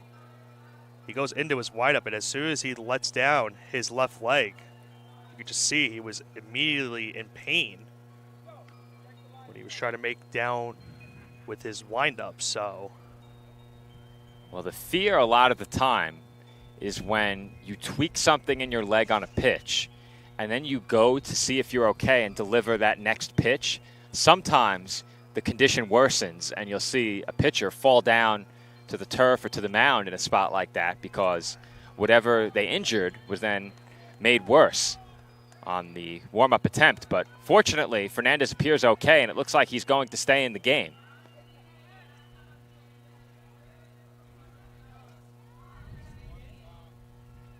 So Fernandez remains in. Henry Rounds is the batter. As I mentioned, he flew out his first time up, and he looks at that pitch out of the zone. Now, Joe, this is going to be his last batter. He's reached the 85 pitch count, so after this at bat, Plainview will have to make a pitching change. And that's lined into center field, and it falls for a base hit. So the final batter Fernandez faces reaches on a single. Henry Rounds is on with 1 out in the inning, and Plainview will make a pitching change. Or so we thought. I guess not. Did he not reach 85? Andrew made a mistake. Okay. Go ahead, Andrew. Sunlight got my eyes on that one. It actually was a 0, so he was at 80 pitches. Now he's at 82. Okay, That's my so fault. this will likely be the last batter for Fernandez. Might be the last time we asked Andrew for the pitch count. I was going to say that might also be the last we hear from Andrew. You had one job. You're muted, Andrew. They can't hear you. Go ahead, Andrew. Gotten them all to this point. You have. It's the best of That us. sun can get tricky. Yeah. And as we say that, clouds roll in. Now plenty of shade here at Great Kills, as that's fouled back. Batter Jack Connolly struck out swinging his first time up. And now I think effectively, Joe, now we can say this will be Fernandez's last batter of this game. It looked like his dugout got an official pitch count from the administrative deck before this at bat. And that is swung on and missed by Connolly for strike 3. So Fernandez gets the strikeout, and he ends his outing in impressive fashion, working through what appeared to be a leg injury. Still looks a bit hobbled heading toward his dugout, but he is going to get a nice ovation, a well-deserved ovation from the Plainview supporters. That strikeout for him was number 6. In terms of base hits, I believe he allowed 6. I'll have to double check that. I have 6 hits, and that is indeed correct. 6 hits allowed by Fernandez as well. Now, question is, who's coming in to pitch? We saw Buonagius warming up before. And I think that's him. It is him. Evan Frankus was doing some mock pitches, so it's not him. It is Buonagius here. And he comes in a big spot. I mean, the tying run is at first base. Does have the out to play with. Trying to keep his team up 3-2 as they're now 5 outs away from moving on to the final. Well, we knew from what we saw on Tuesday, or at least what I saw, that Frankus can pitch. So I think if he was given the choice to get in there, he probably would, but not eligible to pitch after his outing on Tuesday night. And Buonagius will be tasked with getting out of this inning. 2 outs here in the 5th, the runner on first for EGC. And as I said before, if you're East Greenbush-Castleton, you hoped to get at least 1 base runner in this inning and send it to the top of your lineup in the 6th. They have done that, so with the base hit by Henry Rounds, they will get Des White to the plate to open up the 6th. Should the inning end here, of course you hope to prolong the inning, but should the inning end here, Des White would lead off in the 6th. Well, if they could also get a ball into the gap, Joe, it could potentially bring home that tying run from first base. So EGC looking to tie it going into that bottom of the 5th inning. And Nick, you'd love to steal a run on the bases. If you're Buonagius, you cannot help them do that with a wild pitch. If you're behind the plate, you have to do all you can to prevent a passed ball. Buonagius and Zagrafos the battery now as Buonagius delivers his first pitch inside for ball 1. Another crucial at-bat in this game. Andrew Bombard at the plate, walked his first time. And he looks at ball 2. Now, I mentioned wild pitches, I mentioned pass balls. You definitely do not want to walk a batter here. Cannot let the runner get into scoring position. if they're going to move the runner into scoring position, you have to make sure they earn it. Count now 2 balls and 1 strike on the EGC extra hitter. And that's hit sharply on the ground, down the line, fair ball. That rolls into the left field corner. Rounds turning third, heading home, he's in to score. It's a game-tying RBI triple for Andrew Bombard, and EGC is even at 3. Well, we talked about it. If EGC got something in to the gap, this game could be interesting and bring home that tying run. Bombard was able to drill that one past the diving third baseman into left field for the base hit. He gets all the way to third now to tie the game, and now EGC has a chance to take the lead with that runner on third. Well, Nick, I said you had to make sure they earned it, and earned it they did, as the runner is headed home. Wild pitch, and EGC takes the lead. And you also said it, you could not allow them to get runs off of mistakes, and that was a mistake right there on that wild pitch. That cost Plainview almost last night against Cornwall. Now it cost them a run here. EGC's got back the lead. What a turn of events in this inning. And Joe, once again, 2 outs. That's been a recurring theme all week long. The teams that have gotten the job done with 2 outs have more often than not been the teams that have found ways to win. And we saw the opposite side of this coin when Plainview loaded the bases. They could not get any additional runs home. They settled for 1, and they have paid dearly for that right now. And once again, this game just shifting momentum.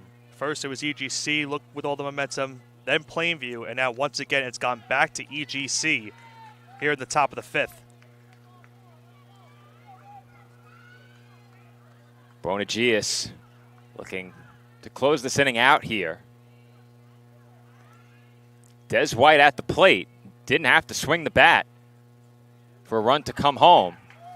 And he looks at a called strike 3 to bring the top half of the 5th to a close, but not before EGC jumps back out in front. They take a 1-run lead over Plainview into the home half of inning number 5.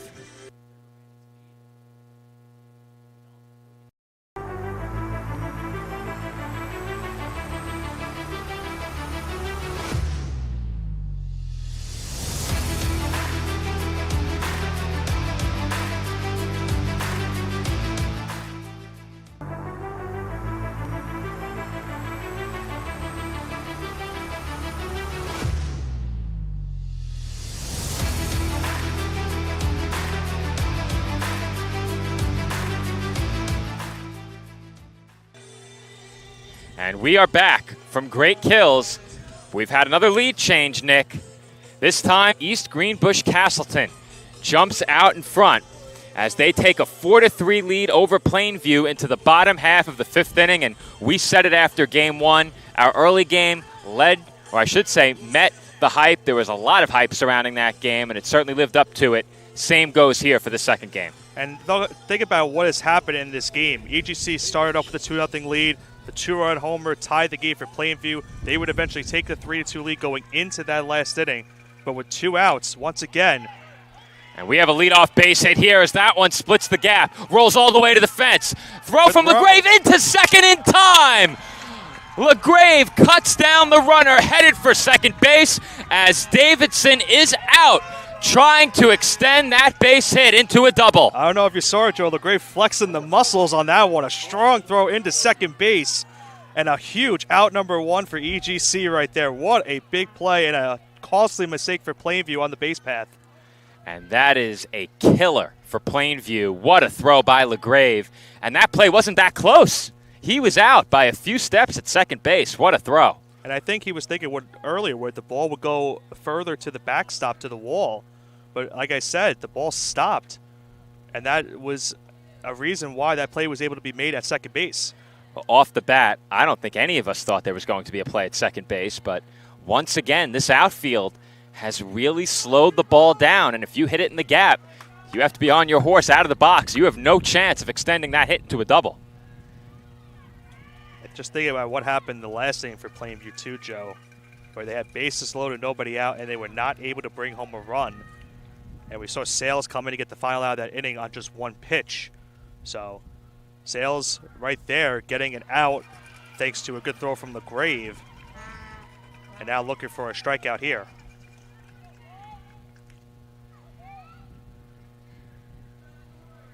Pitch on its way from Sales. And that just missed. Or did it? That was strike 2. I thought so. That was a late signal. I thought that was in there, so the right call made. Half swing, foul ball.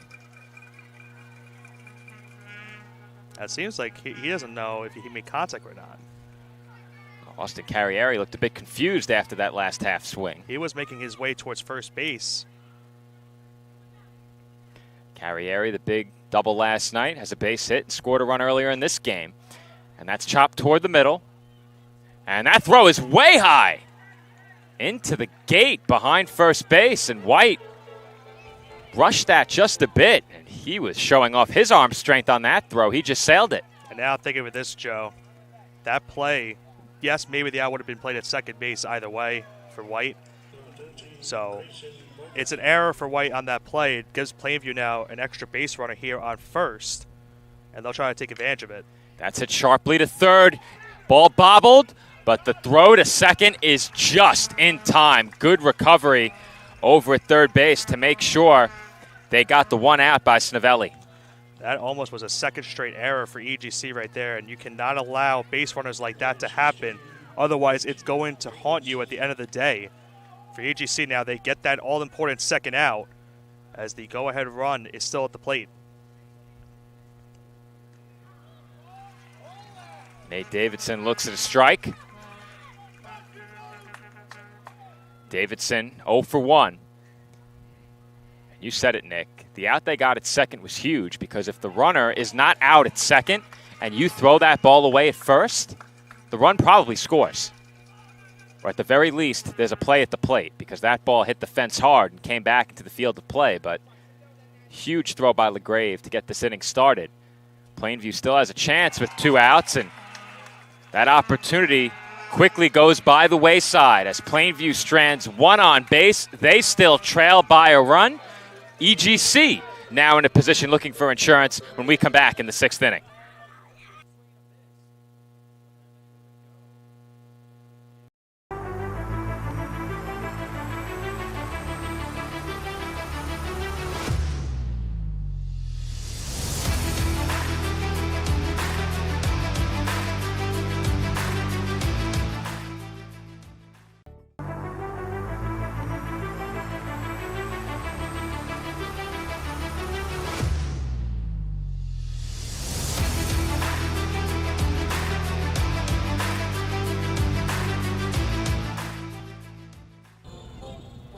And we are back from Great Kills Little League on Staten Island. And for the second time today, Nick, we have been treated to a thoroughly entertaining game in a semifinals matchup. Massapequa Coast defeated South Shore 5-3 earlier in the day to move on. They await the winner of this game. And this game also has been a back-and-forth affair. And opportunities have gone by the wayside for both teams. They've capitalized on some big opportunities as well in this game. We've seen plenty of hitting and some great pitching. And we also saw some good defense, for the most part, in that inning for EGC. LeGrave made a huge play with a throw from right center field to second base, and that realistically saved a run from maybe coming in after that error was made the next play. So EGC got very big breaks in that inning to keep this a one-run game, as now they look for some insurance here as they're 3 outs away from going to the championship game. John Bonagius back to the mound for Plainview. He will face 2, 3, and 4 for EGC. Seaberger, LeGrave, Therian. And Seaberger takes a strike.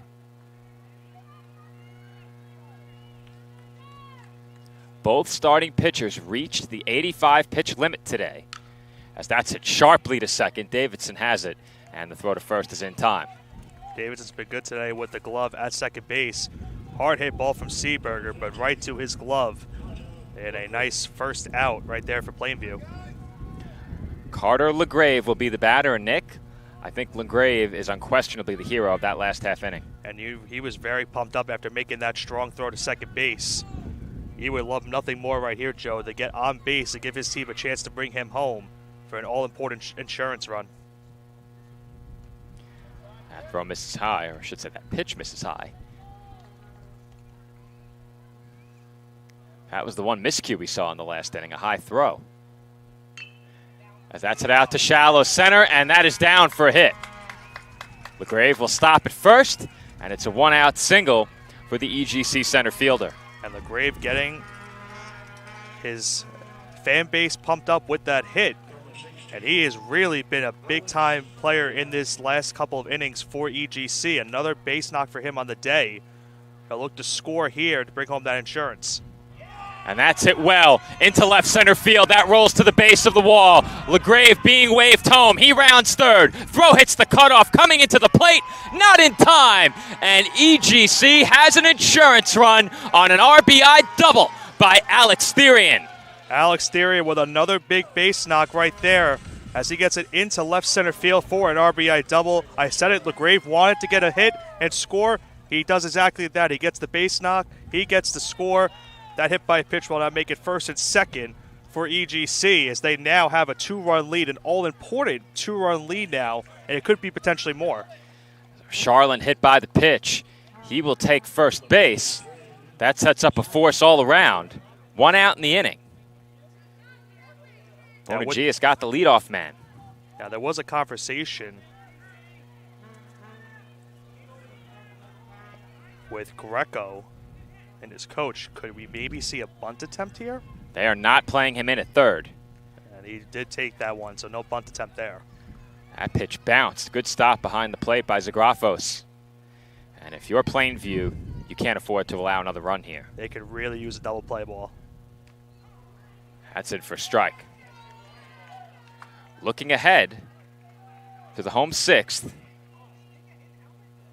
11, 12, 13. That's chopped to third. And I think that's a smart play as the throw is nearly high.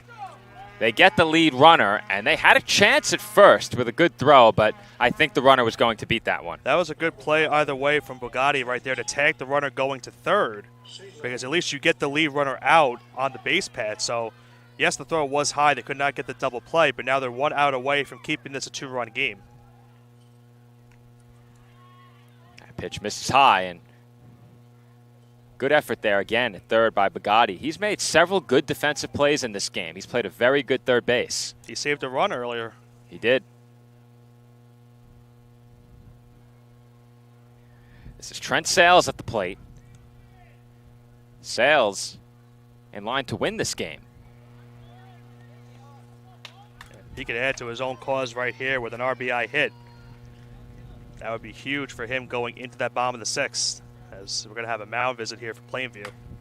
I said it before, Plainview needs to find a way out of this inning without any more damage, and they got much closer to that goal on the last tapper to third. Conference at the mound here. Looks like Bonagius is going to stay in the game, though or not. That is not the case. Or not. Or not is right. Now, was he perhaps approaching a pitch threshold? I'm not sure. Well, nonetheless, pitching change coming up, and we'll see who it is that's going to take over. It looks like a new arm is coming out of the dugout. I didn't get to see who was warming up. They were warming up in the previous half inning. So we'll find out in just a few moments. And that's Luke Kakuza. The starting left fielder for Plainview will come in to pitch.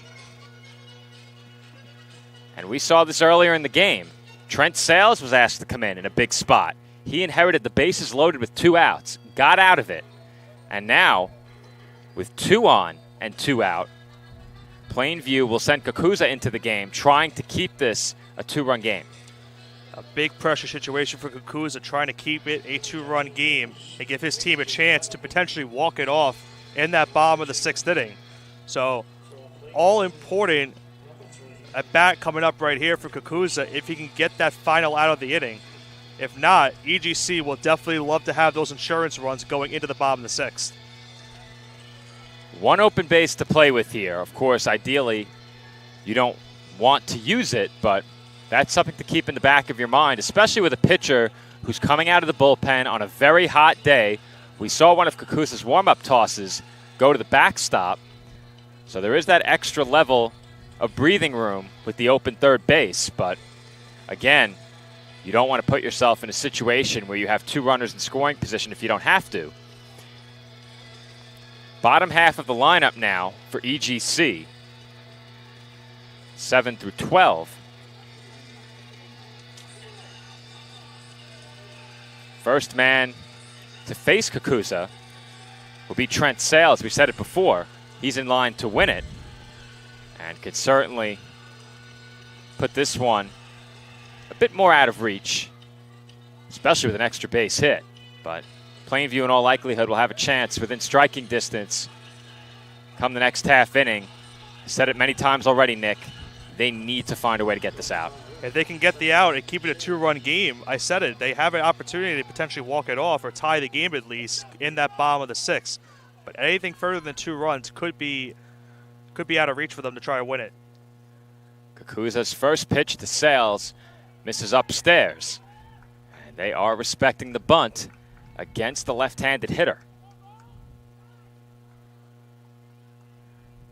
Bugatti charged in on that first pitch. He's charging again as Sales shows bunt and pulls it back. He was hit. I caught the jersey. I didn't see that, Nick. Yeah, someone could correct me. Didn't he get taken out at the minute the at-bat? What's the count, 2-1? So was that That's walk? a good point. You're right. He did get taken out mid-at-bat. Good catch, Nick. Good catch. I completely forgot. So that will now load the bases here with 2 away. Now, you do have to play at any base here if you're Plainview, but we said it, Joe, 1 big hit, and that could open the door for EGC right here. Carter Snovelli, the batter, and I'm worried about these players out in the heat. I'm the one succumbing to the heat now. I keep having to towel myself off right now from all the sweat right now. It is hot right now. Don't be soaking up our headset there, Nick. I'm trying my best not to. I got a hat on. As do I. Courtesy of Great Kills Little League. You can get your own event merchandise. Passed along that email address earlier. We'll do so one more time before we sign off. As that pitches to the backstop, the runners will hold. And that's smart for EGC. I don't think you can give them an out right there potentially on a wild pitch. You would love to try to bring home those runners on any given contact. So Plainview gets a big break right there for the runners not moving. Kakuza struggling with his command. Don't want to give away an out on the bases. That's high. Call for a strike. Wow. A couple of the strike calls have been a bit delayed. The fans have not been happy with some of the strike calls. I initially thought it was called high. That was certainly high. High and inside.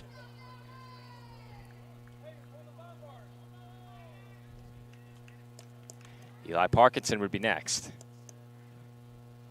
Big pitch coming up here with the bases loaded. And that is off the outside corner for ball 4. And that will force in a run. That's a costly pitch right there. Did look like it didn't miss much. Bonagius not happy.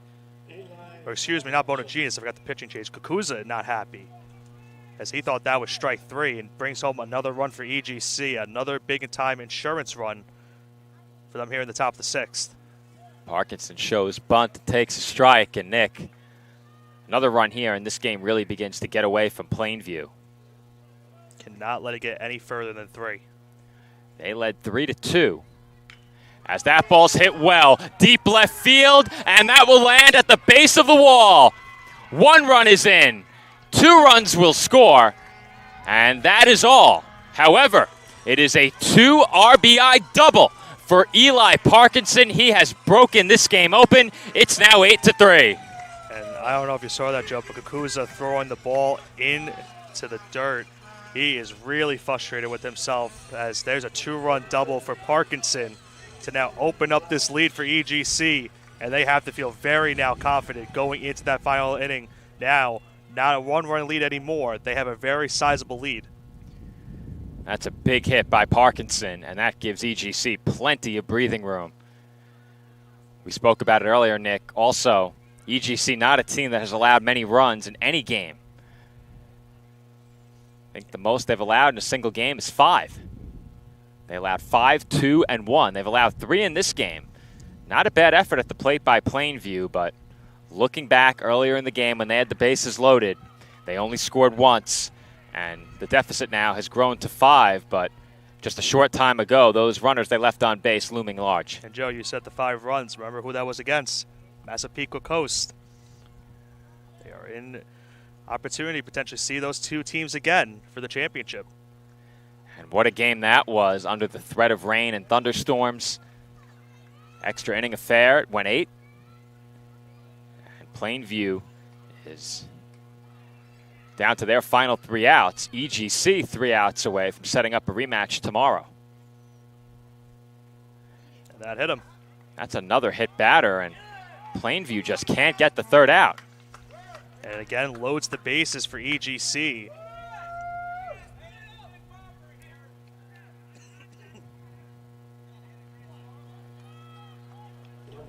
That was Henry Rounds, who was hit by the pitch. Jack Connolly will be the batter, and I can't help but try and take in spectators here. It's been quite the show to our left. Yeah, I think show is a good word for that. Having a good time out here in center field. That pitch misses.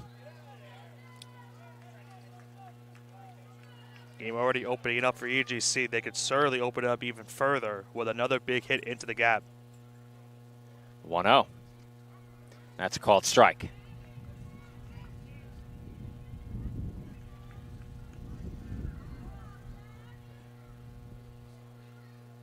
Comes the 1-1. And that breaking ball bends around the plate. 2-1. And unfortunately, Joe, we kind of saw this in the game against South Shore for Plainview. Once we got further into the game for their bullpen, that's when everything unraveled for Plainview. And that's hit the other way, down the left field line and past the diving Omarzai. That rolls all the way into the corner. Omarzai tracks it down, but not before 3 runs come in to score. Jack Connolly delivers there with a 3-run double. And EGC has certainly opened up this game. You can see the frustrations on the field, Joe. This game has now gotten away from Plainview, unfortunately. They will get a chance to bat regardless of what happens the rest of the way in this inning. But it has been a nightmare 6th inning so far for Plainview. They've struggled to get the 3rd out as Connolly delivers a 3 RBI base hit. And how many times, Joe, have we said teams struggling to get that 3rd out? It's really hurt them in this tournament. And you can see it right here. It's really hurting Plainview here in the 6th. And they got the 1st out on a routine tapper to second base. That seems like ages ago. Since then, single, double, hit batter. They got the 2nd out on a fielder's choice. But since then, 2 walks, a double, another hit batter, and a 2nd double. And now another pitching change for Plainview, as that's it for Kakuza. New pitcher jogging in from center field is Jake Davidson. And he will take over on the mound with his team just trying to find a way to get out of this inning. And you got to feel for Plainview right now, Joe. You know how big of a game this is, and you could just see all around. They are just very frustrated with how the game has gone. They had the lead at 3-2. It has really gotten away from them here in these last couple of innings. And they really just need to try to find a way to get out of this inning to have any hope in the last inning. I said it before, Nick, and I'll say it again. We mentioned it during the pregame and once again, once we'd gotten underway. But these are 2 teams that are very resilient teams, and we saw that in pool play. Plainview took a beating at the hands of South Shore in Game 1, lost via the mercy rule, but they scored 8 in each of their next 2 games. Very strong efforts at the plate. They got good pitching as well, only allowed 5 runs, and earned their spot in the semifinal. As for EGC, we've seen that in the game against Massapequa Coast, high-pressure situations late in games, those don't faze them. They can certainly hit in those situations. They can pitch in those situations. They came away with the extra inning victory during pool play. Here today, they trailed down to their final 6 outs, and now they have a massive lead in this game, ahead by 8 runs, and they just keep pouring it on here in this 6th inning. And we talked about it earlier during one of our breaks, Joe. That inning with Plainview, we spoke about it, where you had bases loaded, nobody out. that could really kill the rally and momentum of a team right there when you're not able to bring home a run. And it seems like a while ago, ever since that has happened, everything has just gotten away from this Plainview team. Depth is always key, whether it be pitching depth or depth in your lineup, and this EGC team has proven to have both. They've excelled in terms of both pitching and hitting throughout all of pool play and now in this game. And they are on the verge of setting up what is sure to be an exciting final against Massapequa Coast. Plainview would have to put together a miraculous comeback now, trailing by 8. That pitch from Jake Davidson, his first, is in for a strike. And if you're Davidson here, you just need to find a way to stop the bleeding and get your team back in the dugout. Has a sidearm delivery that we saw on full display with that last pitch that missed inside.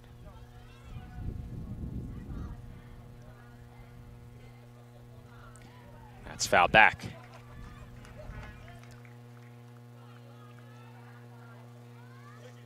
Bomber gets on, Joe, bringing the EGC top of the order up on next with Des White.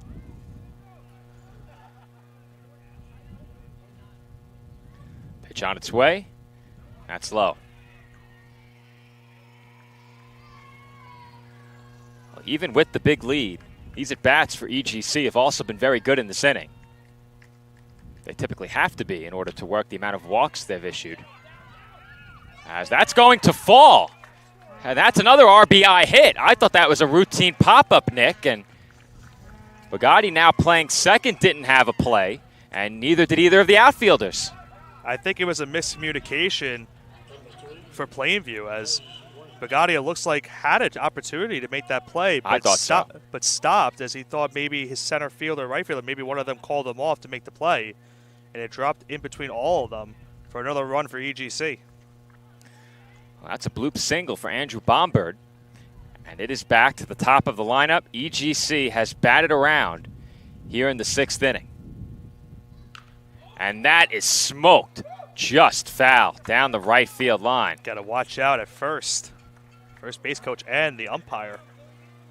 Got to rocket down the right field line.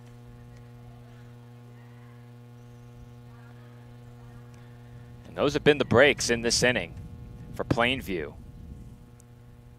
Looked like they had the third out right there. And that's hit well. Right center field gap. That will contact the base of the wall. For the first time today, one of those gappers reaches the fence as another run is in to score. And Des White has an RBI double. Des White's had some big hits in this pool play, Joe. And now another big hit here today in the semifinal, bringing home another run for EGC and now giving them a 10-run lead here at the top of the 6th. Tyler Seeberger, the 14th batter sent to the plate by EGC in this half inning. He's 1 for 3 at the plate in this game. Grounded out to second to open up this half inning. Yeah, Joe, for you, this kind of is similar to what happened on Tuesday with South Shore. A very long inning. And that's hit to the opposite field, and that will find the gap in left center. That rolls to the fence, and it's another RBI double, this time for Tyler Seeberger. Extra base hits aplenty for EGC in this top of the 6th inning. Another run coming around. They now have an 11-run lead. What an inning this has been, and this could be a big emphatic statement for EGC going into that championship game tomorrow. And you're right about that, Nick, and what a statement this is. They just keep hitting, and not only are they hitting, Nick, but they've hit the ball hard.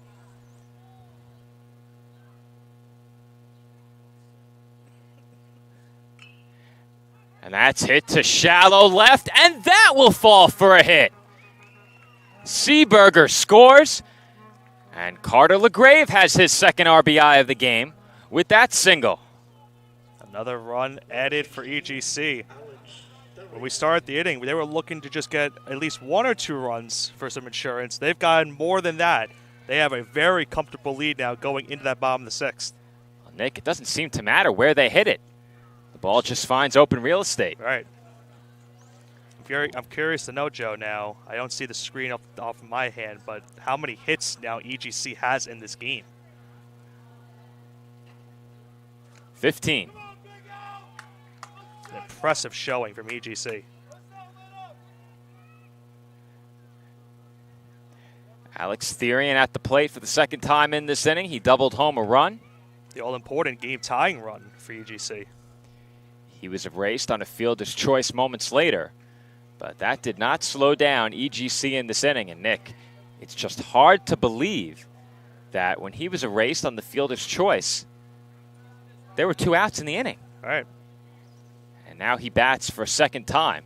Plainview still looking for the 3rd out. And they'll get it. They will call Therian out on a high strike. The inning is over, and Plainview will come to bat trailing big as we enter the bottom half of the 6th.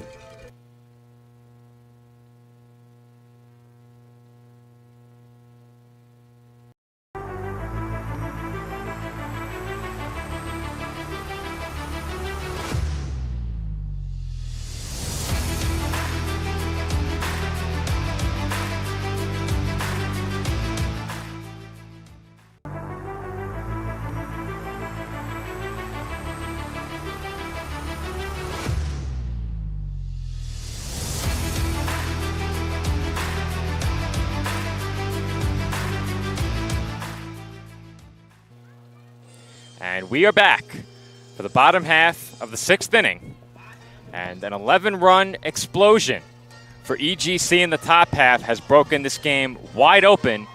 EGC now just 3 outs away from a spot in the 2023 New York State Little League Baseball Championship game. Well, we bring Andrew Rotundo back on the call with us because it was a very active inning for him on camera, having to track down all of those base hits from EGC.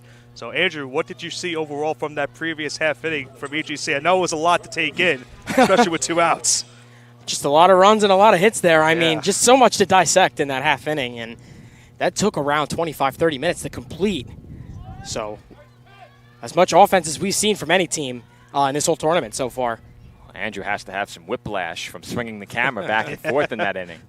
He was all over the place, pivoting and making sure we took in all of the sights, especially in the outfield on those long base hits. So many extra base hits in that inning, too. It was a while ago that I said 11, 12, and 13 were due up for Plainview here in the 6th. And when I made that point, it was a 1-run game. Times have changed.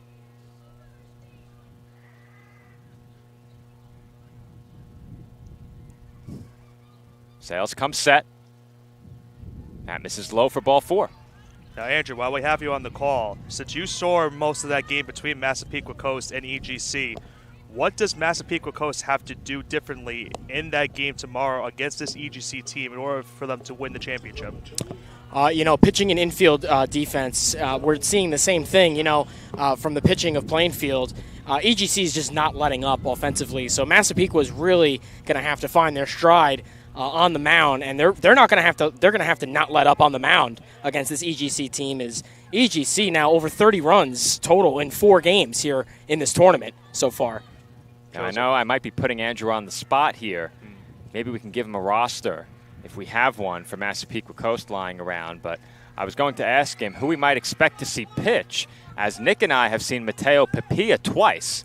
So I was curious to know who we might expect to see in the game tomorrow. Andrew's trying to look at our rosters. Nick, I don't know if you have a copy of the Massapequa Coast roster for Andrew, but Andrew's going to take a look and perhaps give us some insight ahead of tomorrow's game. Leadoff runner on here in the 6th inning for Plainview. That pitch misses inside. The leadoff walk was drawn by Marcos Sagrafos. This is John Bonagius at the plate. Bonagius is 0 for 1. And that's chopped just foul down the third baseline. Well, to get to your point, who to expect for Massapequa, I would expect possibly Ryan Land. We saw Ryan Land start a game for Massapequa. I'm pretty sure it was either the first or second game for Massapequa, and he went most of the game, so he was pretty tight. I'm pretty sure it was the game against the EGC. So the question then would be, who got the start for EGC in that game? Because in our game on Monday, we saw Tyler Seeberger pitch, and then, of course, in this game, he got the start again. So Seeberger has pitched in both games I've covered. Andrew, here's a roster for you. Perhaps you can give us some insight following this at bat. Insight into who we should expect to see pitch for EGC, as that's blooped on the lip of the outfield grass. The catch is made by Seeberger, and that's the inning's first out. And now EGC just a double play ball away, guys, from sending themselves to the championship game. Well, Nick loves those double play balls. I do. Nothing more friendly for if you're a defensive player to get that double play. Now, were you a pitcher? No. I'd God, say no. either God, Carter no. LaGrave or Sammy Greco. All right. Neither Sure. pitched in this game. If I'm not mistaken, those are the two starters I've seen so far for EGC. It is LaGrave. He certainly made an impact in this game. He did. He would like to make another big impact in tomorrow's game if he were to be the starting pitcher. It wasn't Seeberger who started this game? It was. It was. Okay. Seeberger started both games that I've covered for EGC. Yep. At the plate here, Murad Omarzai.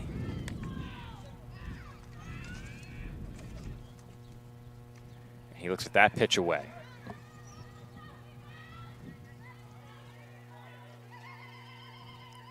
Regardless of who pitches, it's sure to be an exciting championship tomorrow. That's tapped towards second.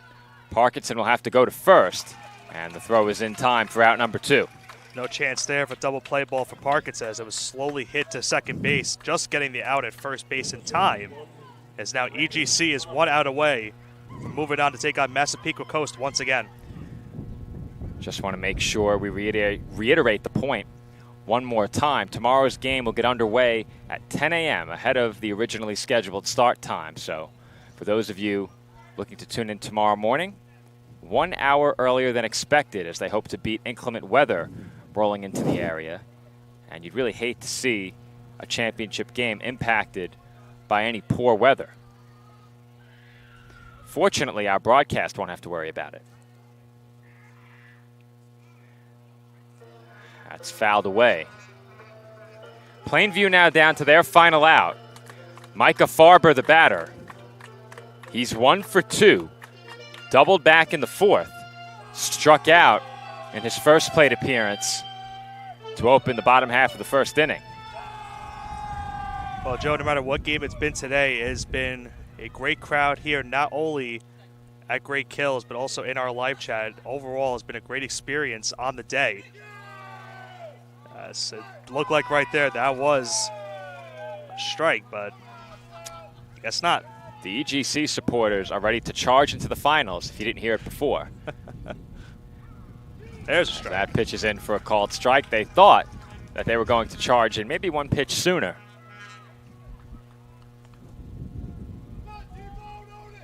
EGC on the doorstep of earning their spot in the championship game. And that's hit well to left, but it looks like there is room out there where the catch is made on the move by Rounds. And East Greenbush-Castleton Little League has earned a spot in the 2023 New York State Little League Baseball Championship, setting up a rematch of a Day 2 pool play game against Massapequa Coast. Well, I said it earlier. I said Massapequa Coast would kind of want that rematch, considering that was their only loss in this tournament. They'll now have an opportunity tomorrow to reenact some revenge and beat EGC in our championship game. But, Joe, what more can you say about this EGC team in this win today? They have 14 runs, I believe 15 hits, an overall great performance from EGC. Big-time statement win as they now head into the championship game tomorrow. EGC very obviously got it done at the plate. They got a well-pitched game, and their defense saved runs from start to finish in this one. They did everything they needed to do well to pick up a win over a Plainview team that may have put a brief scare into EGC. They had a lead heading into the 5th inning. That lead disappeared quickly, and EGC rolled to the big win. So that sets up a big game tomorrow in our championship. As I mentioned, a rematch of a Day 2 pool play game That game was won by East Greenbush-Castleton. They will hope to do that again tomorrow in the championship. We will have coverage of that game at 10 a.m. So be sure to join us here on the PDF Sports Network for that. This has been Joe Foreman, and for my broadcast partner on color commentary, Nick Bavona, for our camera operator and color commentator, Andrew Rotundo, and our engineer, David Pizzuto, thank you for watching. We'll see everyone tomorrow morning,